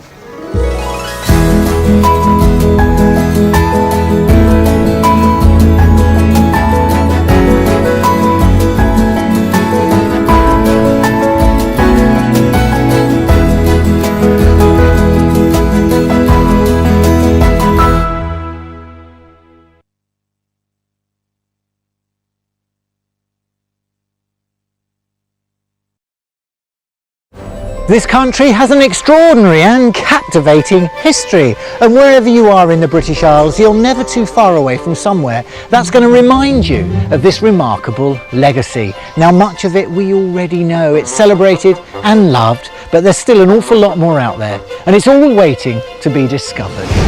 And today on Britain's Hidden Heritage, I'll be going behind the scenes at one of Britain's most extraordinary and least known about stately homes. A treasure house that has sat virtually untouched for over 150 years. Now, this room is real history. Claire Balding travels to Yorkshire to uncover the inspiration behind one of the world's most loved romantic novels.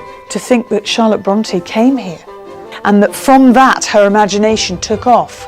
It's so exciting.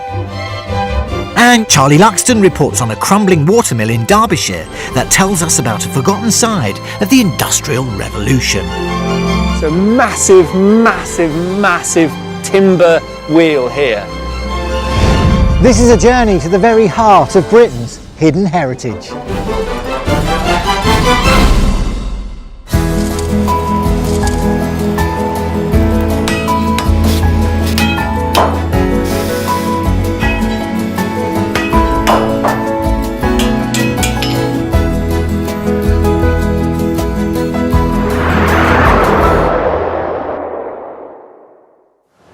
Nestled in the Northamptonshire countryside lies an exceptional architectural delight, and at first sight it's distinctly un-British.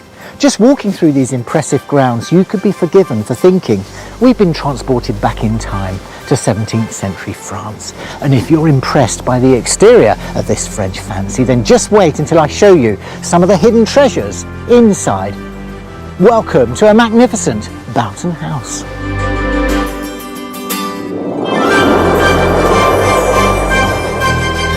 Hidden in the middle of an 11,000-acre Northamptonshire estate, Boughton House must be one of Britain's greatest stately homes. And it's full of wonderful treasures from the 17th and 18th centuries.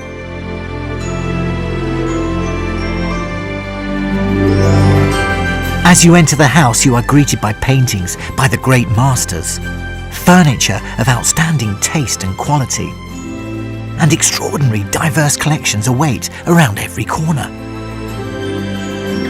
Yet in spite of its obvious cultural importance, it has remained, for the most part, in obscurity. The house has been the home of the Montague family and their descendants for almost 500 years. But it was under the ownership of Ralph, 1st Duke of Montague, that the house we see today took its present form. Ralph Montague was a passionate builder, patron of the arts and, most tellingly, ambassador to Louis XIV, the French king, who created the Palace of Versailles. An obvious inspiration for the continental exterior of Boughton, though the house itself is much more than just an architectural copy. In fact, Boughton is a bit of an oddity, because when you enter the house for the very first time, you're struck by a series of juxtapositions.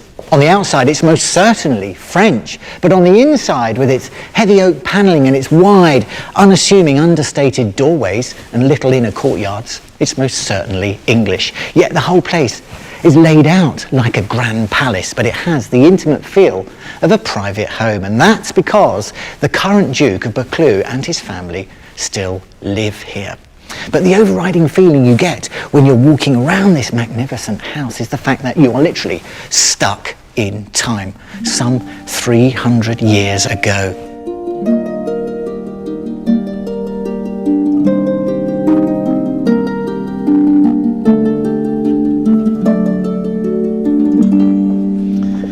Just walking around, you notice that the fabrics, the condition of the furniture, the artwork, the gilding, everything is in such good condition. How did it escape all the wear and tear of use?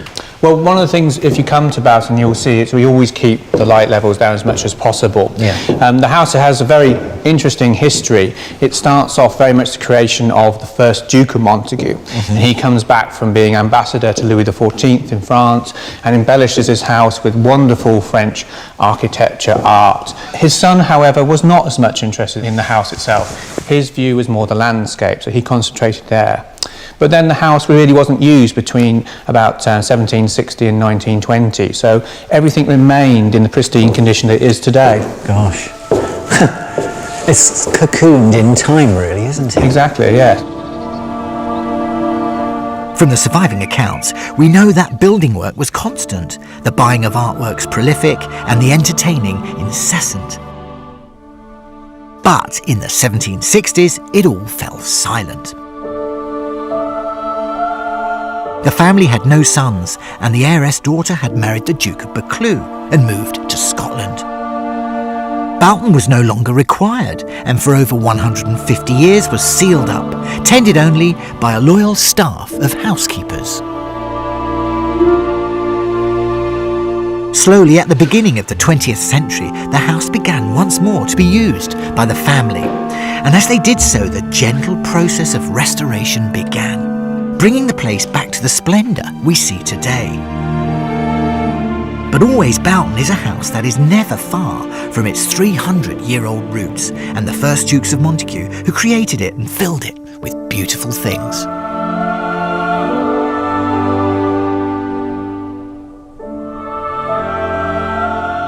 This place is a real treasure house. It reads like a who's who of the greatest furniture makers and designers and painters of the 17th and 18th centuries.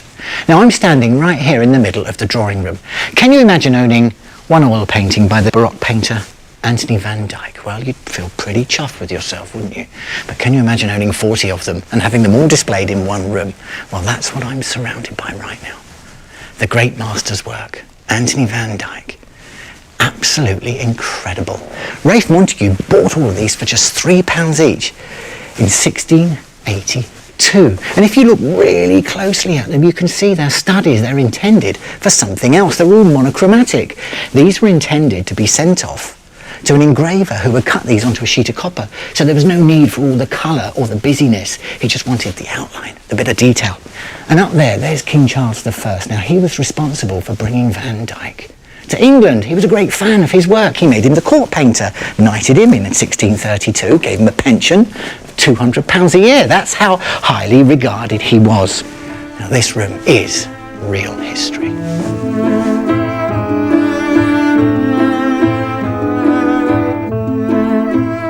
One of the many extraordinary advantages of this house being virtually sealed up for 150 years is that very little was ever thrown away. And the Montagus and their successors, the Dukes of Buccleuch, were scrupulous at keeping paperwork and records of just about everything. Boxload after boxload of letters and documents have been kept in storage, leaving us an invaluable archive of daily life in the 1700s. There's a lot of material here, and this is just a very small part of it, isn't it? Yeah, this is just my workroom where I bring the papers and the archives up to look at and to scope and see what's in them. Scope, I like that word. Scoping. Scoping, yes. You are the social history detective, really, aren't you, in a way? Well, he's the keeper of the family records, and to see what's there and see what we can determine from it. Gareth's studies really reveal what life would have been like throughout the years at Boughton, including some surprising revelations about one unusual resident. The second Duke, Duke John, who was known as John the Planter, had a reputation of being very kind to animals. And there's always been a story in the house that he had a lion, a pet lion, that was regarded... we never believed it, we all thought it was a myth and legend. And the myth was even worse than that. It was a toothless lion, it was lost all its teeth. We know that John was the keeper of the ordnance and hence responsible for the Tower of London at this period, where there was the menagerie, the Royal Menagerie. So again, the myth and legend was that he brought one of the old lions to stay at the house here. And what we have here is, this is again 1745, lion must never be locked up at all, but to go where he will, except into the garden, where he must not go for fear he should be drowned. Wow, he really did exist. Yeah, he must be free of the old pantry to be fed there, to have boiled meat, no horse flesh, nor bones given him, which again intimates he probably was toothless. Yes. To lie every night in his house in the old pantry, and to have his trough filled every morning with fresh water. Wow. And can you imagine a lion roaming around the ground? I mean, in 1745, you know, lions of Longleat, we were there first. The owners of Boughton might have been scrupulous about recording its history, but with other old country houses, it's not always the same story. Claire Balding has been to Yorkshire to unearth clues about the inspiration behind one of Britain's greatest Gothic novels.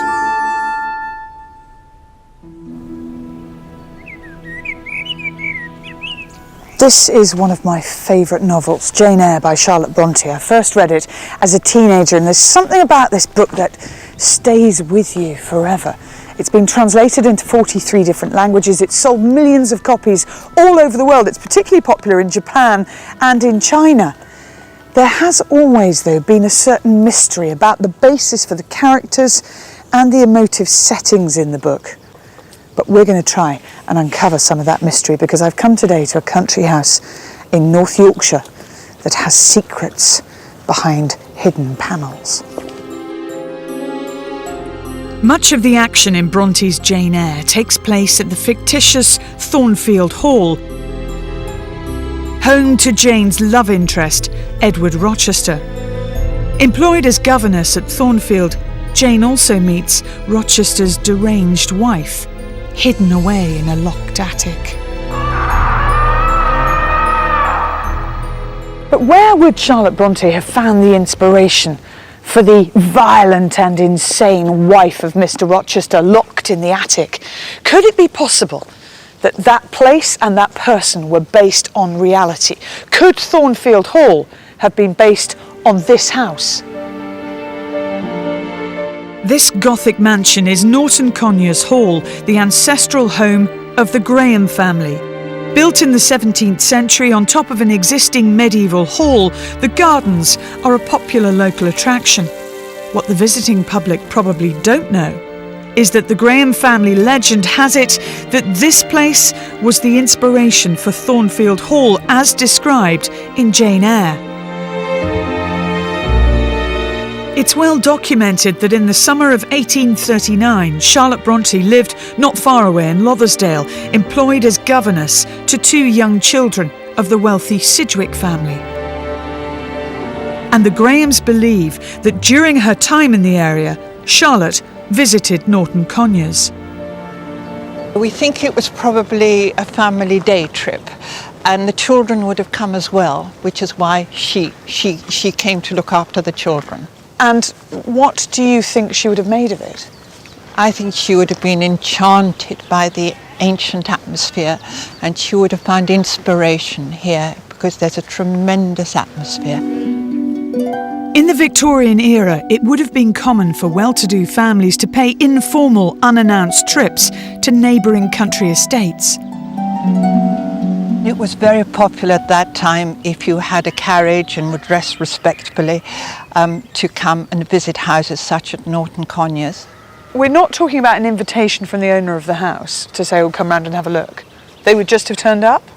Yes, especially because the 7th Baronet, who owned My great-great-grandfather, who owned the house at the time, was very often away, and so the servants would be in charge of the house, and it would have been a very nice break in their day to be able to show a visitor around. So we know that Charlotte Bronte worked for a time nearby, and we know that well-to-do families like her employers would have made regular house calls to other local country homes.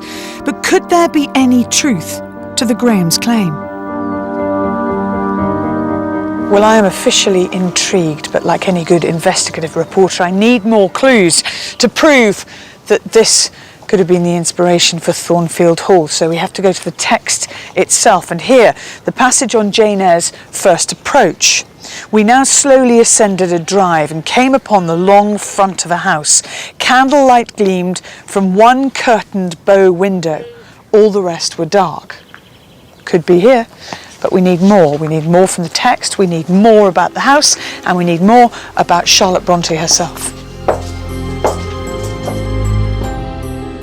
Inside, and it becomes clear that there are many passages in Jane Eyre that seem to describe Norton Conyers. For example, the steps and banisters were of oak. The staircase was high and latticed. Both it and the long gallery into which the bedroom doors opened looked as if they belonged to a church rather than a house. Now, it's easy to imagine this place being Thornfield Hall when you read those passages from Jane Eyre, but we're after concrete evidence, and we've got some. Now, Norton Conyers isn't the only house claimed to be the inspiration for Thornfield. There is a theory that a house called the Ridings, home to Bronte's lifelong friend Ellen Nussey, could also be a contender. But someone who certainly didn't subscribe to that theory was James Graham's great-grandfather, Reginald. There is this letter here, which is written by Reginald Graham, 1888, to Erskine Stewart, who was a Brontë scholar who was very interested in his book. And Erskine Stewart sent Graham a photograph of the Ridings, and he says, I observe the picture represents the Ridings as of 2 stories only, whereas the book describes Thornfield as being distinctly of 3 stories. In my mind, there's strong evidence that Norton Conyers was far more likely to be the scene for Jane Eyre than the Ridings. There was a fair amount of competition, wasn't there? Still is, between various country houses saying, you know, that we claim we're the basis for Thornfield Hall. Yes, and that's what this is all about. They're saying there are more reasons why Norton Conyers is Thornfield than any other house. The 3rd floor of Thornfield is an important aspect of Jane Eyre. In the book, it was here in the attic that Mr. Rochester kept his insane wife locked up. The fact that Norton Conyers also has 3 levels is a crucial piece of evidence. And in 2004, a startling discovery was made that further supports the Grahams' claims. A good run of apparently solid panelling from the Edwardian period, and there's a new door put in to give access to a staircase which was previously unknown. There were once good service stairs, but then in alterations they're not needed and they're panelled over. This previously hidden staircase is similar to one referred to in Jane Eyre as a route used by Rochester to visit his wife on the 3rd floor. This is extraordinary.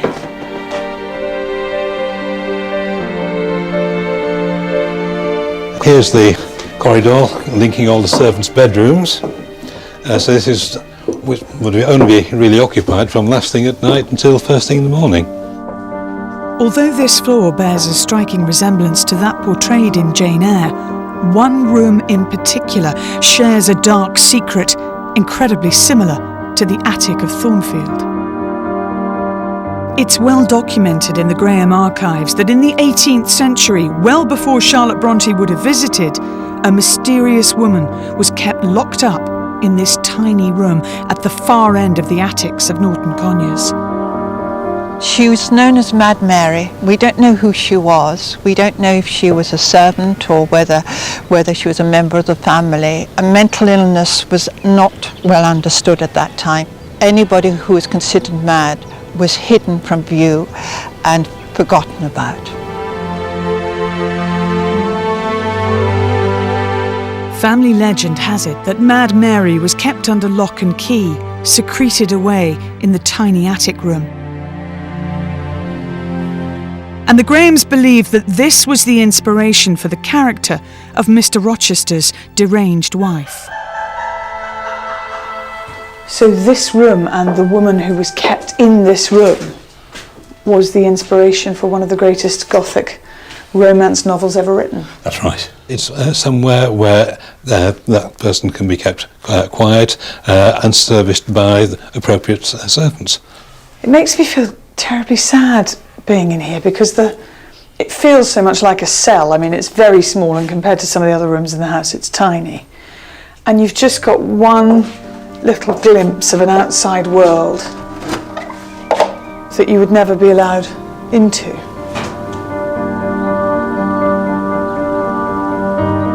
We'll never know for sure if Bronte came here or based elements of Jane Eyre on what she saw and heard.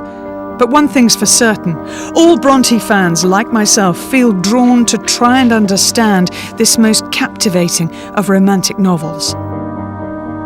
And maybe it's a limitation in us that we're seeking to find the proof, the real thing. What was it based on? Obviously, a novel is a work of the imagination, and this is an amalgamation of various houses that Charlotte knew. I think we really shouldn't be trying to pin it down, but I think it's there's definitely a sense of Thornfield in this house. I think you just have to come here and see it, and you feel that.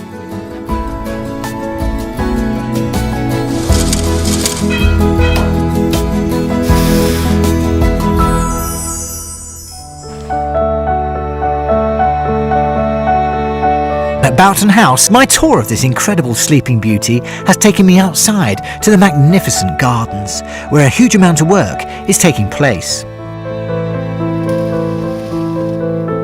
The 150 years of neglect in the 18th and 19th centuries has meant that much of the original gardens has disappeared or grown over. Originally, there would have been avenues of lime trees, formal gardens and a unique set of waterways. The current Duke, Richard, has plans to restore much of the garden to its former glory, in particular the water features which would have once been integral to the landscaping of the house. I met up with the Duke and his landscape manager to find out how the restoration is going so far. What are we looking at here? Well, we're looking at a bird's eye view by possibly a famous landscape gardener called Bridgman in about 1725, 1726, and you can see the immense scale of the Brighton landscape at that time, dominated really by this water structure, a large lake in front of the west front of the house. And its great value for the house was that a visitor arriving from this side would see this magnificent, very French-style north front reflected in the water. It would have been very, very beautiful. In essence, we are peeling away the layers that have accumulated over the centuries without there being water in here. I reckon that if you come back in 3 or maybe 4 years' time, this may be transformed.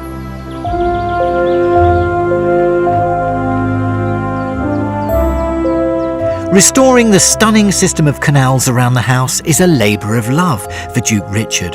Work on the north front has yet to start, but to the west of the house, Phase 1 has been completed and gives a wonderful feel of what it would have once been like here.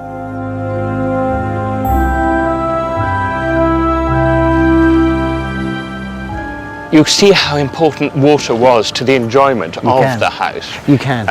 A lake like this would have been much used. I suspect there would have been fish in it, would have been a larder for the house. And the future?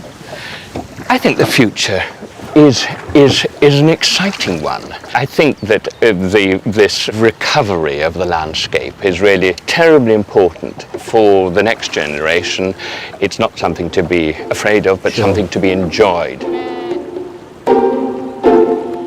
The restoration of the gardens and the wider estate is a 30-year project. But of course, with a house as old as Boughton, it's not just the gardens that are in need of maintenance. The house itself is under constant review, understandably, with so many treasures, all of which have a story. There are some fabulous antiques and artefacts here in this house. And the lovely thing about it is, the things that are meant to have wear do have wear. They have been used, like the seat cushions.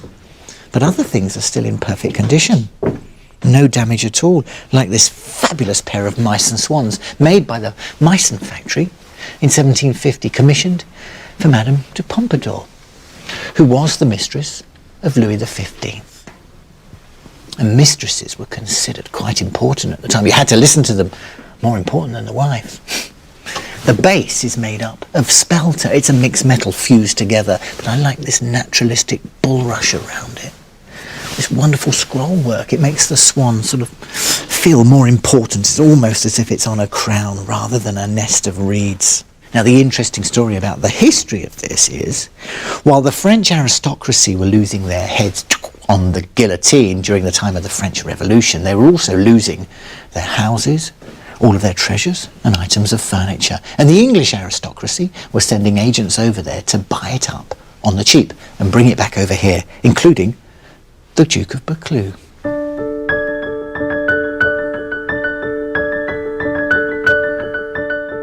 The astonishing collection of antiques and furniture in the house is wide-ranging, from the surprising and sometimes unusual pieces like these flame-stitched sofas and chairs dating to the William and Mary period to the Boughton state bed. This great bed has had over 6,000 man-hours spent conserving it to its current condition, ostrich feathers and all. It reminds us of just how flamboyant these rooms would have been in their heyday in the 17th and 18th centuries. However, there's one collection of furniture that has really caught my eye, and it's the work by 18th century French cabinet maker André-Charles Boulle. His work is distinctive with its intricate brass fretwork inlaid with wood, tortoiseshell, pewter or mother of pearl. I met up once more with Gareth, who was keen to show me Boughton's prize piece and perhaps one of the greatest examples of Boulle work.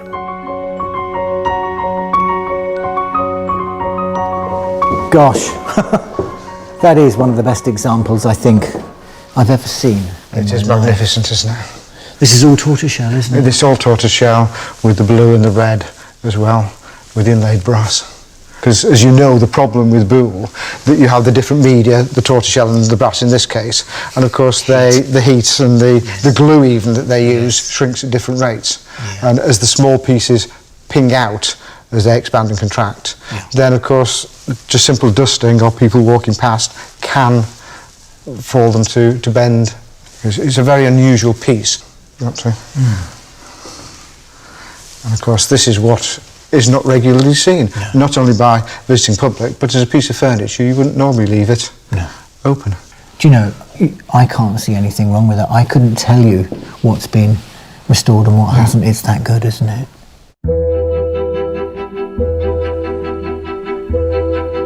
Repairs are currently taking place on another piece of Boulle work from Boughton. It's being carried out by Yannick Chastong, one of the very few craftsmen in the world who are able to still do this kind of intricate fretwork. To restore marquetry like the work of Boulle requires a steady hand and a very sharp fret saw. Sandwiching the thin metal between two slices of plywood to prevent the metal from bending.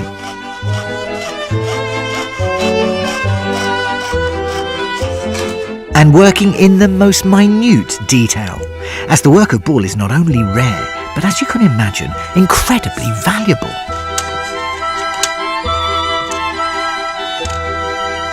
When fully restored, this desk will be a sight to see.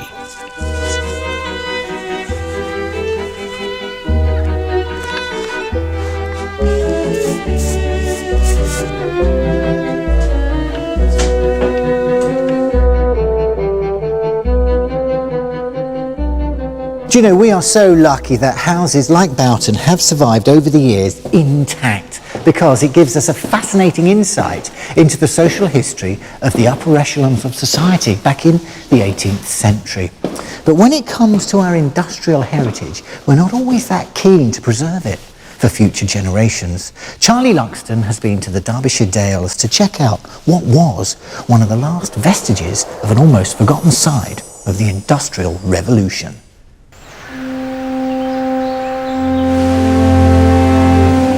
I have to say, this really is one of the most beautiful parts of Britain, and these woods just outside Matlock are especially magical.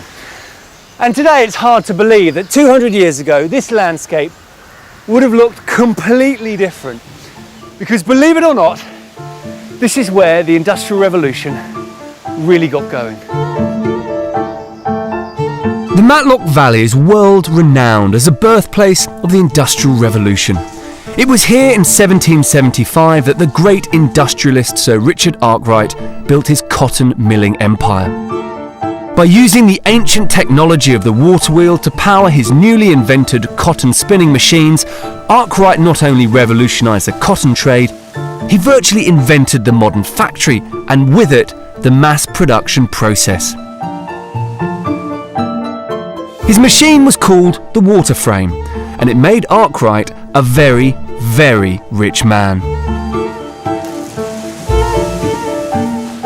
But there is a hidden side to this story, one of industrial espionage. Because just 1 mile from Arkwright's mill, a group of 18th century venture capitalists moved into a secluded valley and set up their own copycat version of Arkwright's mill. Until recently, these mills were overgrown, forgotten and neglected. I want to find out who built these mysterious cotton mills and what role they had in Britain's Industrial Revolution. So Julian, what is this building? This was originally a cotton spinning mill. Okay, and when was it built? It was built very, very early, 1785. Who actually built it? They were a company called Watts Low and Company, venture capitalists, if you like. So they were people being drawn to the area, into this kind of pot of gold that was being sort of created. I think it was exactly that in the very early days, and it was a water-driven spinning process. So the Watts and Low Company were muscling in on Arkwright's business, and they had a secret weapon, Mr. Low himself. We think he probably worked for Arkwright. He certainly had knowledge of Arkwright's methods. So he did the dirty? He did the dirty, yes. He wanted a slice of the action himself. Buoyed by their insider knowledge, these entrepreneurs set about building their empire right under Arkwright's nose. However, they had a problem. Arkwright's inventions were all securely patented. But like all successful entrepreneurs, they took a risk. The people who built this mill, Watts Low and Company, gambled on the fact that Arkwright was going to lose his patent rights and went ahead and built this mill. So they were working on the premise that he would lose the protection he had over his process. Yeah. And they built all of this in the hope that he would. Exactly. Industrial espionage, insider trading, and a breach of patent. It's fair to say that if this were today's corporate climate, Watts and Low could expect a call from Arkwright's lawyers. But in the 18th century, Watts and Low felt secure in their hidden valley and gambled their futures by building their very own version of Arkwright's water frame. So this is kind of the heart of That is the wheel machine. pit from the water wheel, yeah. Oh, lovely. So is this how deep it would have been originally? No, it would have been much deeper than that. Your shoulders are at the level of the axle, and it would have been another 12 foot deep. 12 foot? 12 foot, yeah. So massive, massive, massive timber metal wheel. Yeah, here. massive wheel, yeah. With their Arkwright-inspired mill, Watts and Low were in business. Using the waterfall as a power source and 200 people to work it, they ignored Arkwright's patent and set up shop. And how much of a copy is this from Arkwright's original? Well, I'm guessing, but I suspect it was very close. I suspect it was actually a rip-off of Arkwright's machinery. It would have been industrial espionage, for want of a better word, that the local knowledge of these machines would have been worth a lot of money to the financial people. It's a bit cheeky, isn't it? It is a bit cheeky. Watts and Low were saving themselves a huge amount of money by cutting Arkwright out of the loop. Leasing the rights to his water frame could cost up to £5,000 per annum, an extraordinary sum in the 18th century. In 1785, Richard Arkwright went to court to extend his patents once more, but this time the Crown was less amenable. Arkwright had a fight on his hands. The arguments were that there were 10 processes in what he had brought forward with his water frame, and they could show that several of these, at least 7 of them, had been there before and were not new to him. I think the second problem was that he hadn't specified clearly what his patent was. So therefore, he could be more or less claiming anybody who was doing anything which was to do with powered spinning was infringing his patent. Arkwright's machine involved 3 sets of paired rollers that turned at different speeds, pulling and stretching the raw cotton. While these rollers produced yarn of the correct thickness, a set of spindles twisted the fibres firmly together. The various processes involved many bits of machinery that had already been invented by others. Arkwright's genius was to put them all together for the first time, but claiming them all as his was a different matter. So I think probably it would be fair to say greed with his patents. He managed to line up just about everybody else against him. And of course they go to court. And I think at the end, the prosecuting counsel pointed to him and said, "There stands the thief." Arkwright finally lost the patent for his water frame in a landmark case in June 1785. His famous invention was now public property. It then opened the gates to anyone to do this type of thing, and the state wanted this. They felt that he was blocking it, his patent was unreasonable, and he was really trying to stop the development of cotton spinning generally. He gets it all going, but he's holding it back, and the moment that his grip on this industrial process is loosened, that helps it. So that helps it a lot. The Industrial Revolution was now underway. By 1788, water-driven mills started springing up all over Britain. And for Watts and Lowe in the Lumsdale Valley, trade blossomed. For 30 years they spun cotton using the water frame design, free of the worry of being sued. But in 1813 their luck ran out and the company went bankrupt.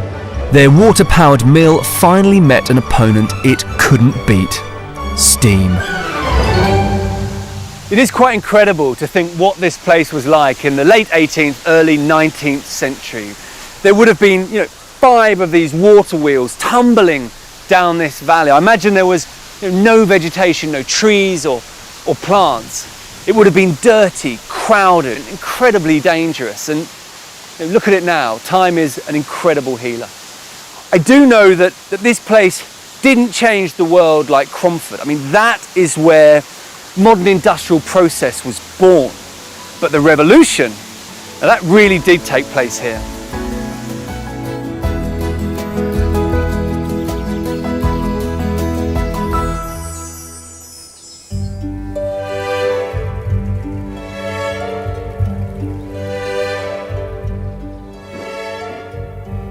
At Boughton House, my tour continues. There's so much to take in, from the rare and beautifully preserved French tapestries that hang in the staterooms, to the wonderful limewood staircase that would have once clattered with the footsteps of the staff who served this grand building.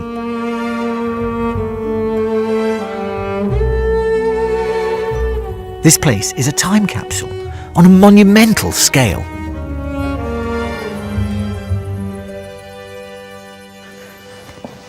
One of the marvellous things about Boughton House being stood unused for many years is the fact that it gives us a wonderful insight into how the occupants lived here and went about their day-to-day running of the place. Aspects of it that we wouldn't normally think about in a big country house. Now, they obviously had concerns about fire, especially being in the middle of nowhere. And the first Duke would have been 28 years old when the Great Fire of London in 1666 ravaged and destroyed the city. He would have seen that firsthand. He would have been concerned. Shortly after that, the first fire service was formed. So what we have here is one of the world's very first fire engines, designed by Londoner Richard Newson in 1718. And the idea was this hand-pulled cart would literally be pulled to where the fire was, to the action. It would have been filled full of water in this chamber here, dragged up. These hoses would have been attached to this end here and then pointed at the flames. Then you'd have had 4 chaps, burly, strong chaps, to a side, holding onto these bars and pumping like crazy to jettison the water out in that direction. And when the chambers were running low, they would have been refilled by members of the staff forming a line down to the pond or the lake, each with a leather bucket, passing it to the other one to refill these chambers. And I've just noticed, actually, I'm pleased the current Duke is also still concerned about fire issues. Look at that, we have a fire extinguisher there. It's hardly surprising that successive dukes have wanted to protect this incredible building, which is as impressive as it is huge. Wing after wing, constructed of local Weldon stone, with nearly 2 acres of Collie Western slate covering the French-style mansard roofs.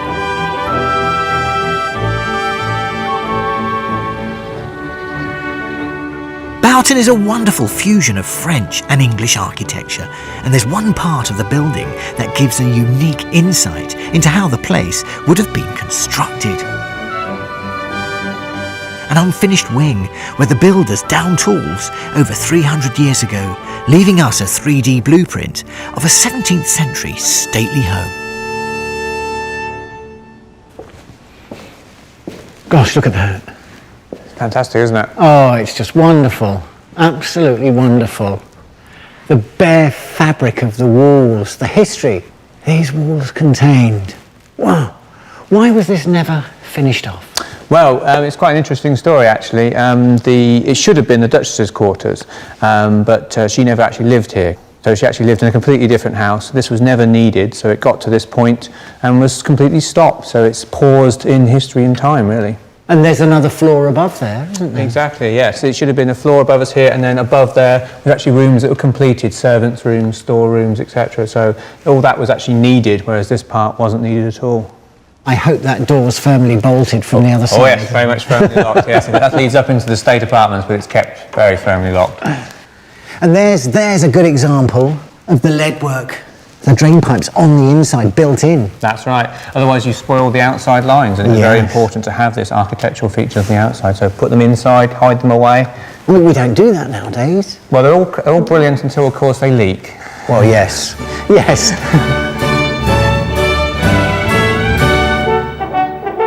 As my time at Boughton draws to a close, I feel like I've barely scratched the surface of the wealth of history this house contains. And I have perhaps left the most important treasure till last, the music archive. In the 18th and early 19th centuries, Lady Elizabeth Montagu was an obsessive collector of music scores. Most of it has been boxed up and not seen for centuries. Music historian Paul Boucher is one of the team that has the enormous task of archiving the collection and has already unearthed some extraordinary musical finds. Hi. Sorry to disturb your pigs. No. You're very welcome. I'm just looking at this very ancient instruction book on how to play the lute. Oh, lovely. What does this date to, this book? 1596. Gosh. Did the dukes all play and entertain people and give recitals in the Great Hall? Well, we're finding that out. We're piecing the history together with a lot of careful research. But yeah, they were a very, very musical family, and the first duke had been ambassador to Louis XIV at Versailles. So he was open to all the operas. Absolutely, and the dance and the whole French culture, and he imported that back with him. What's the biggest treasure you've come across here amongst the manuscript? I think probably historically the most important is this innocent little volume, and it's in fact the first piece of music ever to be printed in this country. What does this date back to? 1570. This is written for 4 voices to be sung without any accompaniment. Oh, right. By Lassus. and it's unique in the world. The only surviving copy of it. It has been used. You can see it's been written on. Where did you find this one? This was on a shelf in the what's called the North Passage. That's remarkable. That's absolutely remarkable. It's a huge treasure. I hardly dare touch it. So that, I think, is possibly the greatest treasure.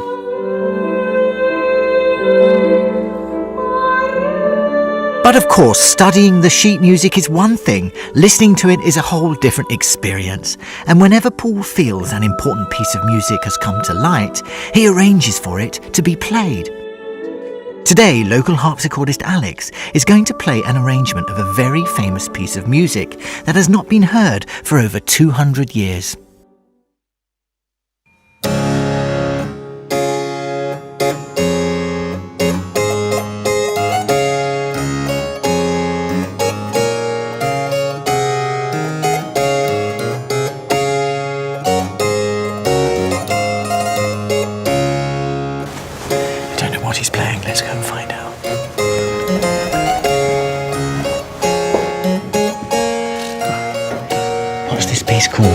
Well, this is the fireworks music by Handel. And there's this wonderful association, of course, with the second Duke, who commissioned the fireworks music and acted as go-between between Handel, the composer, and the king, who was very keen on having a lot of military instruments, and Handel was much more interested in having something much more refined and something which also could live on as a piece afterwards. It's wonderful to think that this is how Handel would have been playing this. Yeah, well, it's as near as we can probably get. The sound is perfect. It's bringing those manuscripts to life, and that's the important thing. Yes, exactly. That's the whole point of it. Otherwise, they're just dots on pages.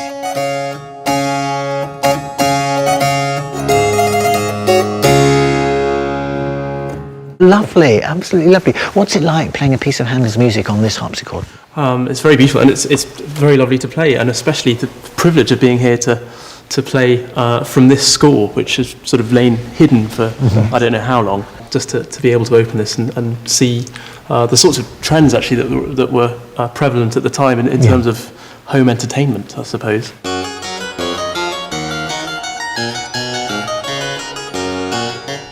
It seems only appropriate to leave Boughton to the sound of music echoing around this extraordinary house, as it would have done over 250 years ago. This country has a wealth of heritage. It is all around us. And more often than not, the deeper you dig, the more rewarding the treasure is. And with thousands of years of history under our belts, there's no end to the surprises that await us. See you soon.